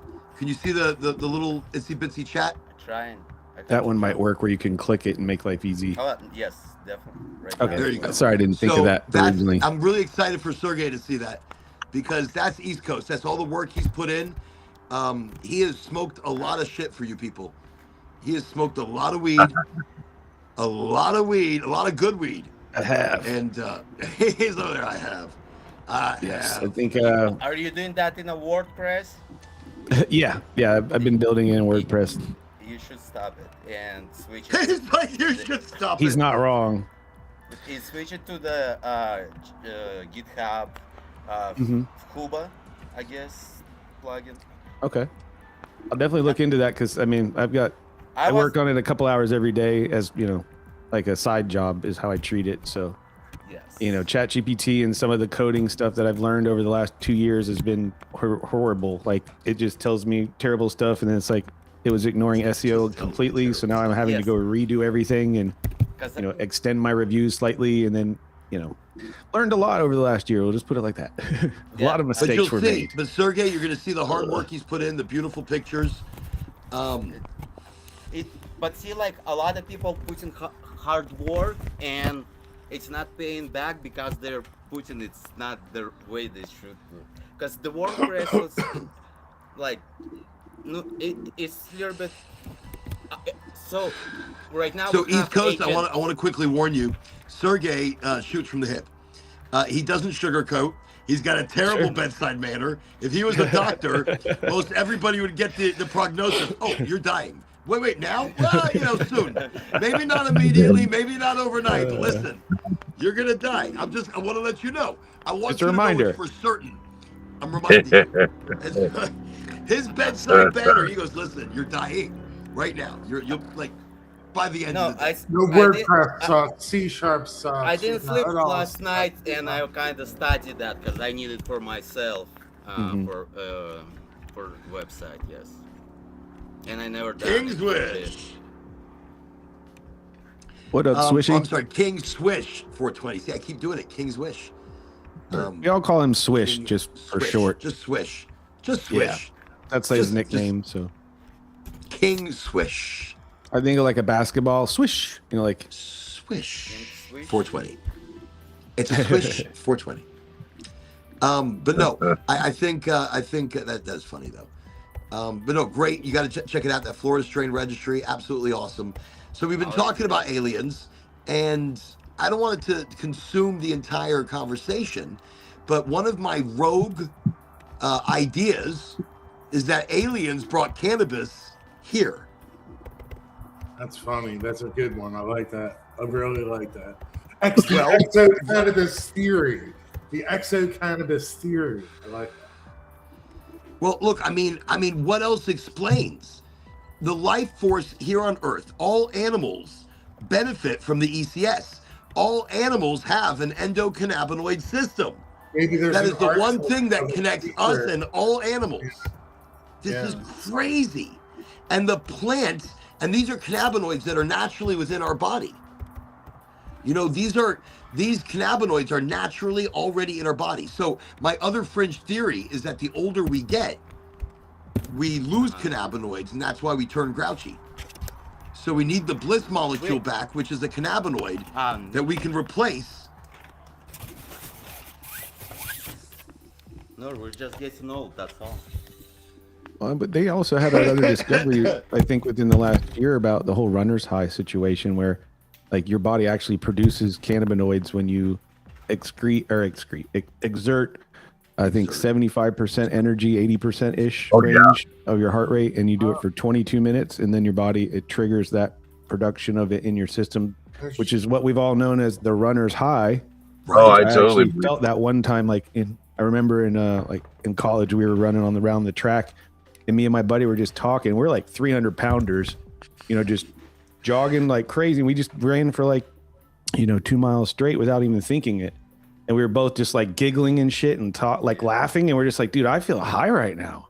And I didn't even use cannabis back then. So and he's like, yeah, I'm pretty, I'm feeling goofy. I've never experienced a runner's high because I used to race. I used to race more than 30 minutes. I used to race 10 speeds back in the day and long distance riding, and bicyclists and like backpacker hikers, things like that, long endurance I where guess I felt you don't want to stop when you get into rhythm. Yeah, that's right. You want to exactly. You don't want to stop, and because Okay.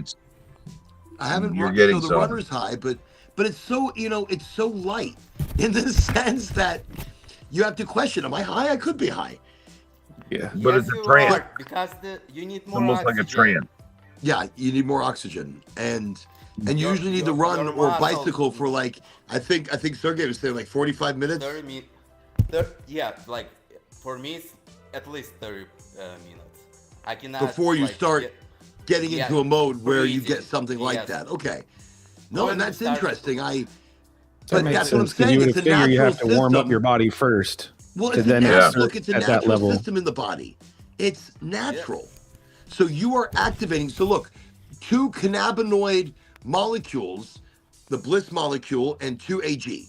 And the 2-AG is responsible for helping with homeostasis in the body. And the bliss molecule is what? Is that what you feel in the runner's high? No, on a runner's high, you feel the oxygen. Well, yeah, but what is it? What is it like No, activating? it's your ECS. Like your body produces a cannabinoid. So your blood pushing the oxygen all over your body faster, so you get kind of that rush. You know? Yeah, it's almost like a trance. Like when I was riding. So the runner's high, but is it producing a certain endorphin? Like by running like that? There's And so by, many. Definitely. Yeah, there's so many what it's producing. A lot. Yeah, the good stuff. So by the way, we got Christopher in the background, just kind of playing with his guitar. But he's gotten better, y'all. So he's gonna be back there, Mr. Professor Time.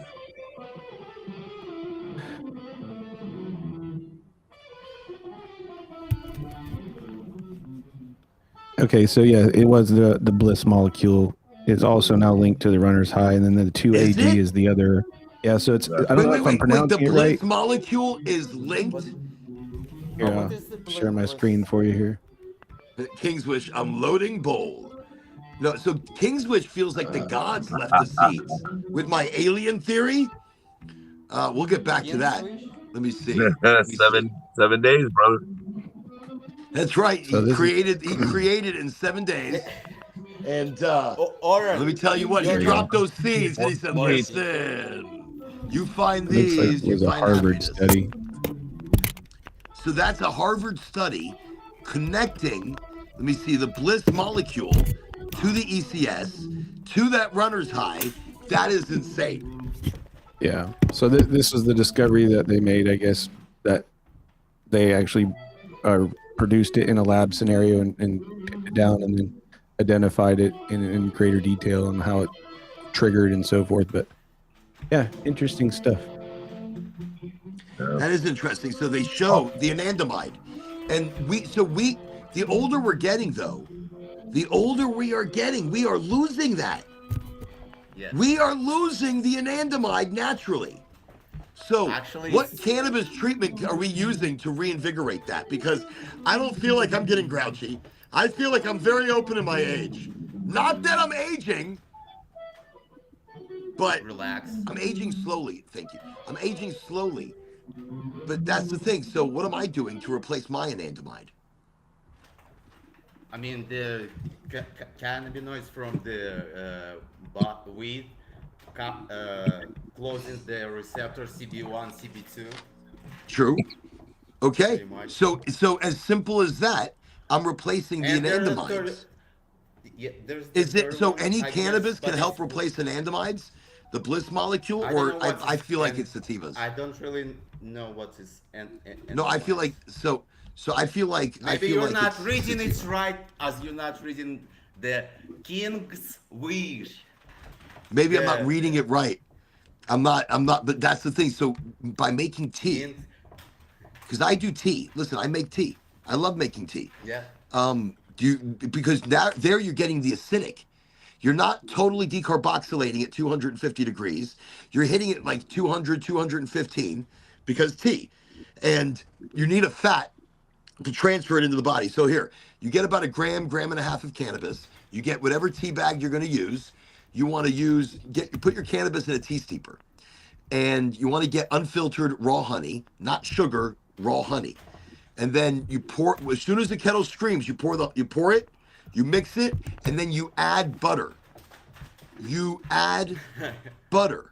You want to put a fat because the butter is going to make it silky. It's going to make it creamy. It's going to make it smooth. But it's also going to let the cannabinoids attach onto a fat. Cannabis transfers into the body via fat. So if you just do it as a tea, it's not enough. You've got to use, a fat. No. So you can use heavy whipping cream. You can use other things as well, but you need that to transfer it over. I don't know. I don't think so. But... In a tea. Now, if you're making tea, you're doing a partial decarboxylation, and we're dealing directly with the acidics. And look, 200 degrees, you know who pops up? CBG. CBG comes to the party at about 200 degrees. So now you're partially activating CBGA in her acidic form, and we're getting that directly into our gut flora, directly into the ecosystem here down here. Down here. I'm making using fats. I'm making tea with mushrooms, so I don't know. Oh, we do that as well. Yeah. I prefer my chocolates. With the mushrooms, I prefer chocolate. Because mushrooms taste like shit. Yes. But when you make mushrooms do not taste good. But when you make us a tea... You make a tea, they still don't taste good. You don't eat them. Just the raw tea. Whatever. Forget it. Yeah, but you're just drinking the essence of what you're pulling out of the mushroom. Yeah. And it is a little cleaner sometimes, yes. You don't have that I dry them, I turn them into powder, I put them into chocolate. And I put them in the chocolate, not just the mushroom. I do like a lion's mane. I use a myriad of different mushrooms to help activate. To help activate the psilocybin. A myriad. Or the illobin. The illobin, because that's what it turns into your body. It's psilocybin turns into illobin, and illobin is what gives you the psychedelic effects. Psilocybin actually doesn't do anything. No. But it's how your body ends up processing. Oh, hey, it's illobin. Illobin? I'm sure I'm pronouncing it wrong. Somebody's probably be like, no, damn it, you're totally wrong. And it's okay fucking to be backwards. Wrong. All right, guys, I gotta go. And it's okay. Sorry, not sorry. Thanks for the podcast. Take care, Chris. Hey, have a good one, Professor. It was good to have you here. Thank you on the Sunday sesh. Have an amazing week. All right. Bye. Shred on, brother. Later, all right, thanks a lot. Shred on. So everybody, that right there is Professor Time, delving back into one of the dimensions that he has popped out of. We needed like a fun fadeaway transition, like magical one when he has to go. Yeah, it's like that would be fun. And everybody, I do need to mention we are at that 3-hour mark. I'm trying to get good about it. I'm trying to be good about. But wait, before I go, because here's the thing. Here's the thing. I didn't finish the whole could it be aliens. So I just want to do a quick could it be. So could it be that many UFO reports have ordinary explanations? Bullshit. Let's keep moving.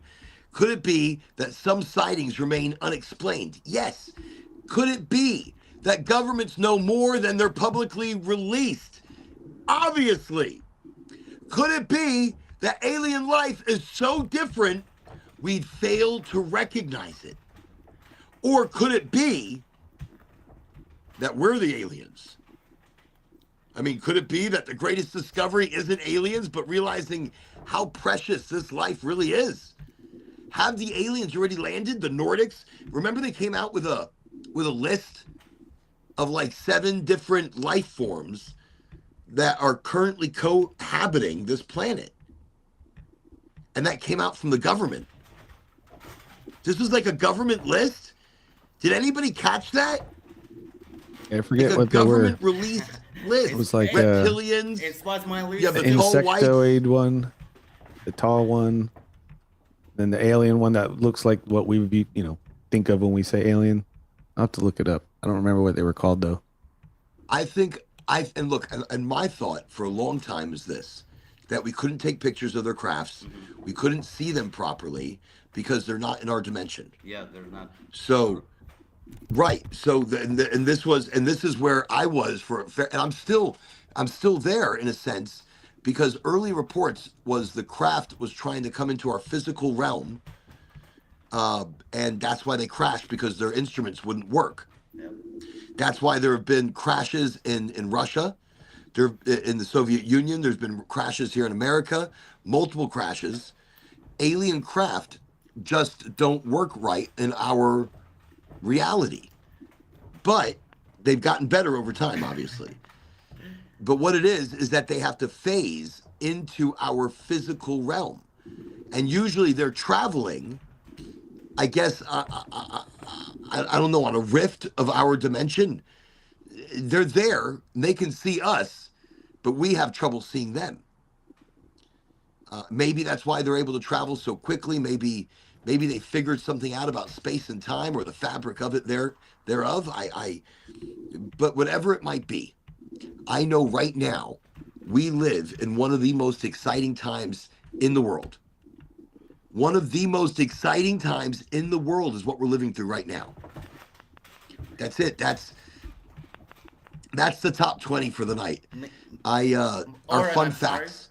Can I ask, East Coast, like, when maybe we can share contacts, so kind of check on the website? Oh yeah, absolutely. Because I'm working on a website too.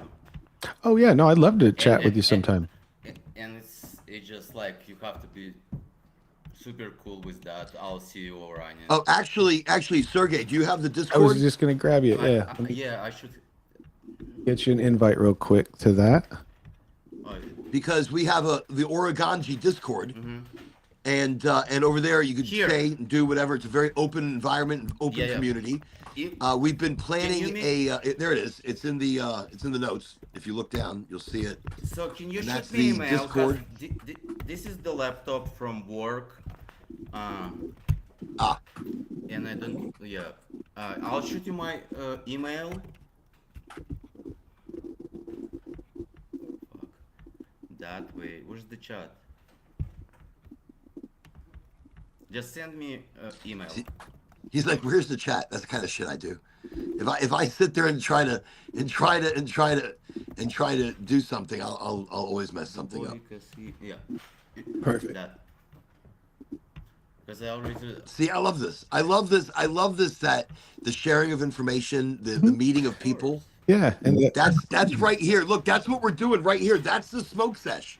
Look, if you're wondering, it just happens. Say, hey, let me give you my email. Yeah. You're doing something. I'm doing something. Let me show you what I can do. Sure, absolutely. Show me what you can do. But joint learning speeds the process up, and we can even use the Discord. We have a lounge area where we can do exactly like this. But hang out. We could do a virtual smoke sesh sometime if you're working on something. I'm always on Discord, so. That's a thing we do. We have work groups and things like that. We could do that on Discord. Yeah. Oh, so it's a lounge. Can we get in video wise? Yeah, it's literally the same as this. So you turn your cameras on, your mics. You guys can game, share content, play. You can use it. Most people use it while they game together. So if we were all on a team. What do you mean turn my cameras on? Oh, I mean through the app. Yeah, Discord. You can have a virtual chat just like we're doing right now. Okay. That's in the hangout lounge area. Yeah, you can do a video chat with each other. Yeah. Yeah, he's like, yeah, word. It's easy. See, I'm like, okay, it's real simple. Look, it's you know just how like long Restream. It took me to do this on Restream? But you got it. Do you know how long it took me to do this? And you know how much shit I don't use? Look, there's a whole welcome, presentation, video playback, demonstration, question and answer, a summary. What the fuck is going on over here? I don't use any of that shit. And then on this other side, there's widgets. Mm-hmm. There's widgets and digits and gadgets and oh my. Restream's awesome. QR codes. I've got music and theme, graphics. Look, you see this background that I have with the plants and shit? That took me forever. That's like. I can help you out anytime. I tell you, we just need to get you to come by the studio. Or we can even do it virtually. We can just do a Discord hangout. We need to film some educational stuff. We need to get you some. No, I think that's going to be incredible. I think people need to see it in a fun, enjoyable way. I would love to do a video making tea. There you go. Starting with tea, because tea is ancient medicine. But I want to do it in the old school. Remember, there was a guy that used to bring on the movies, and he would wear like a smoking jacket and he didn't have a scarf, but he had like a belt that looked like a scarf, and he'd be sitting in this ornate chair, and he'd have this little table, and he'd have tea. And I can't remember who he was, and but it would be late night movies. And he's like, and maybe an American guy, and he'd be like, all right, this next one, don't let it interrupt your snack or something stupid. Yeah. And you'd be like, what? And they would do like 4 movies, and this guy would interrupt in the middle of the movies. He would talk about them. Same like the horror movies, like they did with what was her name? Oh, the Elvira lady. Thank you. Yeah, I think that's what her name was. Elvira. Elvira is a classic. She was amazing. I grew up watching Elvira. And boys lusted after the dark queen. Let me tell you. Yeah, she created a whole goth lane for my generation. Oh, she created. You're right. An entire goth generation, I think, was birthed from Elvira. And what was there was they even made a song about her. There was another one too. There was a few people that were very instrumental in creating that genre of what, like attitude, behavior, art, Yes. art and movie, and there was a lot created. Also, there was that guy. What was his name? Oh, not Tales from the Crypt. He was a skeleton. I love Tales from the Crypt. That was a great show.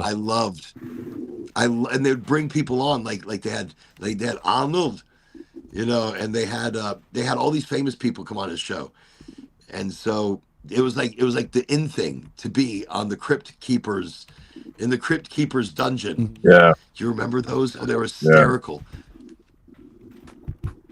They were so funny, but some of the shows they'd make you think. Dude, scare the shit out of me. There were some that were very deep. So it was Tales from the Crypt. There was also Tales from the Dark Side. Creep Show. There was another one. Oh, can't remember. I can't remember. Okay, Mike. Can't remember. That's good. All right. The Twilight Zone. I'm glad to see you, Oren, again. It was nice to meet you. It's good to see you too, Sergey. Yeah, take care, sir. You have the link. Yeah, come in anytime. Hey, it was a pleasure to see you, man. All right. Have a good night. And actually, as he's going, I'm going to open up the Sunkist. And this is the Flocido. I'm just going to open this one up. This is... I will. Thank you. This is... I'll go try it. Oh, it's got a good nose. This is interesting. All right. You be careful. You be safe. Oh, that's an interesting looking Flocido. These are very airy looking buds. Here, let me see if I can pull one out here. Okay, it's got a nice nug. Yeah. On the Flocido. It's probably can go for 2 days more or something. From the nose, I mean, it's not bad. It's kind of fruity. I don't know. Let me crack this. You're right. It could have gone longer. Let me crack the nug. The camera will never show you what the exactly is going on. Oh no, it never does. But it's sticky enough. It doesn't have the big nose. I've got weed in my beard. It doesn't have the nose I was looking for. I'm like, it's okay. I mean, it smells like a fruit, a candy fruit. Here, I cracked another. I don't know how they dry it, how they cure it. There's so much. Yeah. No, there's so much that these guys do hand trimming, so you're going to have a lot of sugar leaves. And I'm okay with that. I like the sugar leaves. They're protecting the bud. These guys are organic, hand trimmed, living soil, no pesticides, no fertilizers. So, hey, talk to them. I mean, are they? I guess they're doing something a little bit wrong. And yeah, because I don't know what, like, it's like kind of clear wheat, pure, but the buds don't get that density. So they're more fluffy. Yes, that's why they hand trimming, because if they'll put the wheat in the machine, it will get to the uh, whatever is that, popcorn, or it's okay. Everybody's So different. because they're hand trimming, that's why it stays fluffy. No, because they're growing. The nutrients. Yeah, something wrong on the system in the growth. Hey, everybody, I got to get out of here. Interesting. Yeah. You guys I mean, have a great night. I will. Hey, you as well, Cowboy. It's always a pleasure to have you. I'm getting out of here as well. Yeah, You know, I got to go. Sergey, okay. Major Ganji, appreciate Cowboy, you guys. Gavin, Chris, King Swish. Professor Time, everybody, Troublesome Red, King's Wish, Goopy Ganji. Oh yeah. Everybody, All Troublesome Red. I said, yeah, it's the East Coast. Good And night. Have a good one, Red. Thank Swishy. you, everybody. I'm sure I'll talk Good to y'all night. later. We got, what day is it today? Sunday, Wednesday. We'll see everybody Wednesday. Good night, everybody. Major Ganj and Sergey was joining us tonight. What a great get together. What a great smoke. What great people. I just want to say thank you to everybody for being here. I want to say thank you for being a part of the energy, and creating a fun. I needed this type of thing. Like, I needed this before the show started today. I was drained. Before the show started, I was drained of energy. I had nothing left in me. I mean, I was just beat. I was beat, and I didn't do much today. I felt the universe was really taking back some energy out of me today. So I'm like falling asleep. That doesn't happen. Right before the show starting, I'm like, I don't know what we're going to talk about, and I'm not worried about it. And my energy was low. I was not depressed. I'm recharging. I started the show. I hit play, or I hit live, and then all of a sudden, I felt energy coming back. I felt something hitting me. I was like, hey, everybody, welcome. Like, I started the show today, and I was just like, hey, everybody, welcome to Highly Motivated. I'm Oraganji. I didn't yell. I didn't scream yet. I built up to it because the energy was like funneling. The energy was like funneling. And I had a headache before this started. I don't have a headache. There's an energy transference. There's an energy sharing that we're doing. And this show made me feel better. Just made me feel better, made me feel with it, you know? And so thank you. Everybody, thank you. Thank you for bringing that. Thank you for helping me. And I hope in some way I help others. You are all amazing. Like, I mean, amazing. Amazing. We didn't even get to talk about how you don't, it's effort versus, we'll talk about it another time. You all create life. That's it. The life around us, you're creating it. The world that we live together, you create that. So do I. So we should simply be there for each other. And maybe this show is an opportunity to remind people just to be there. That's it. That's it. In some way, be there. Be you. Be all in. Believe. Good night.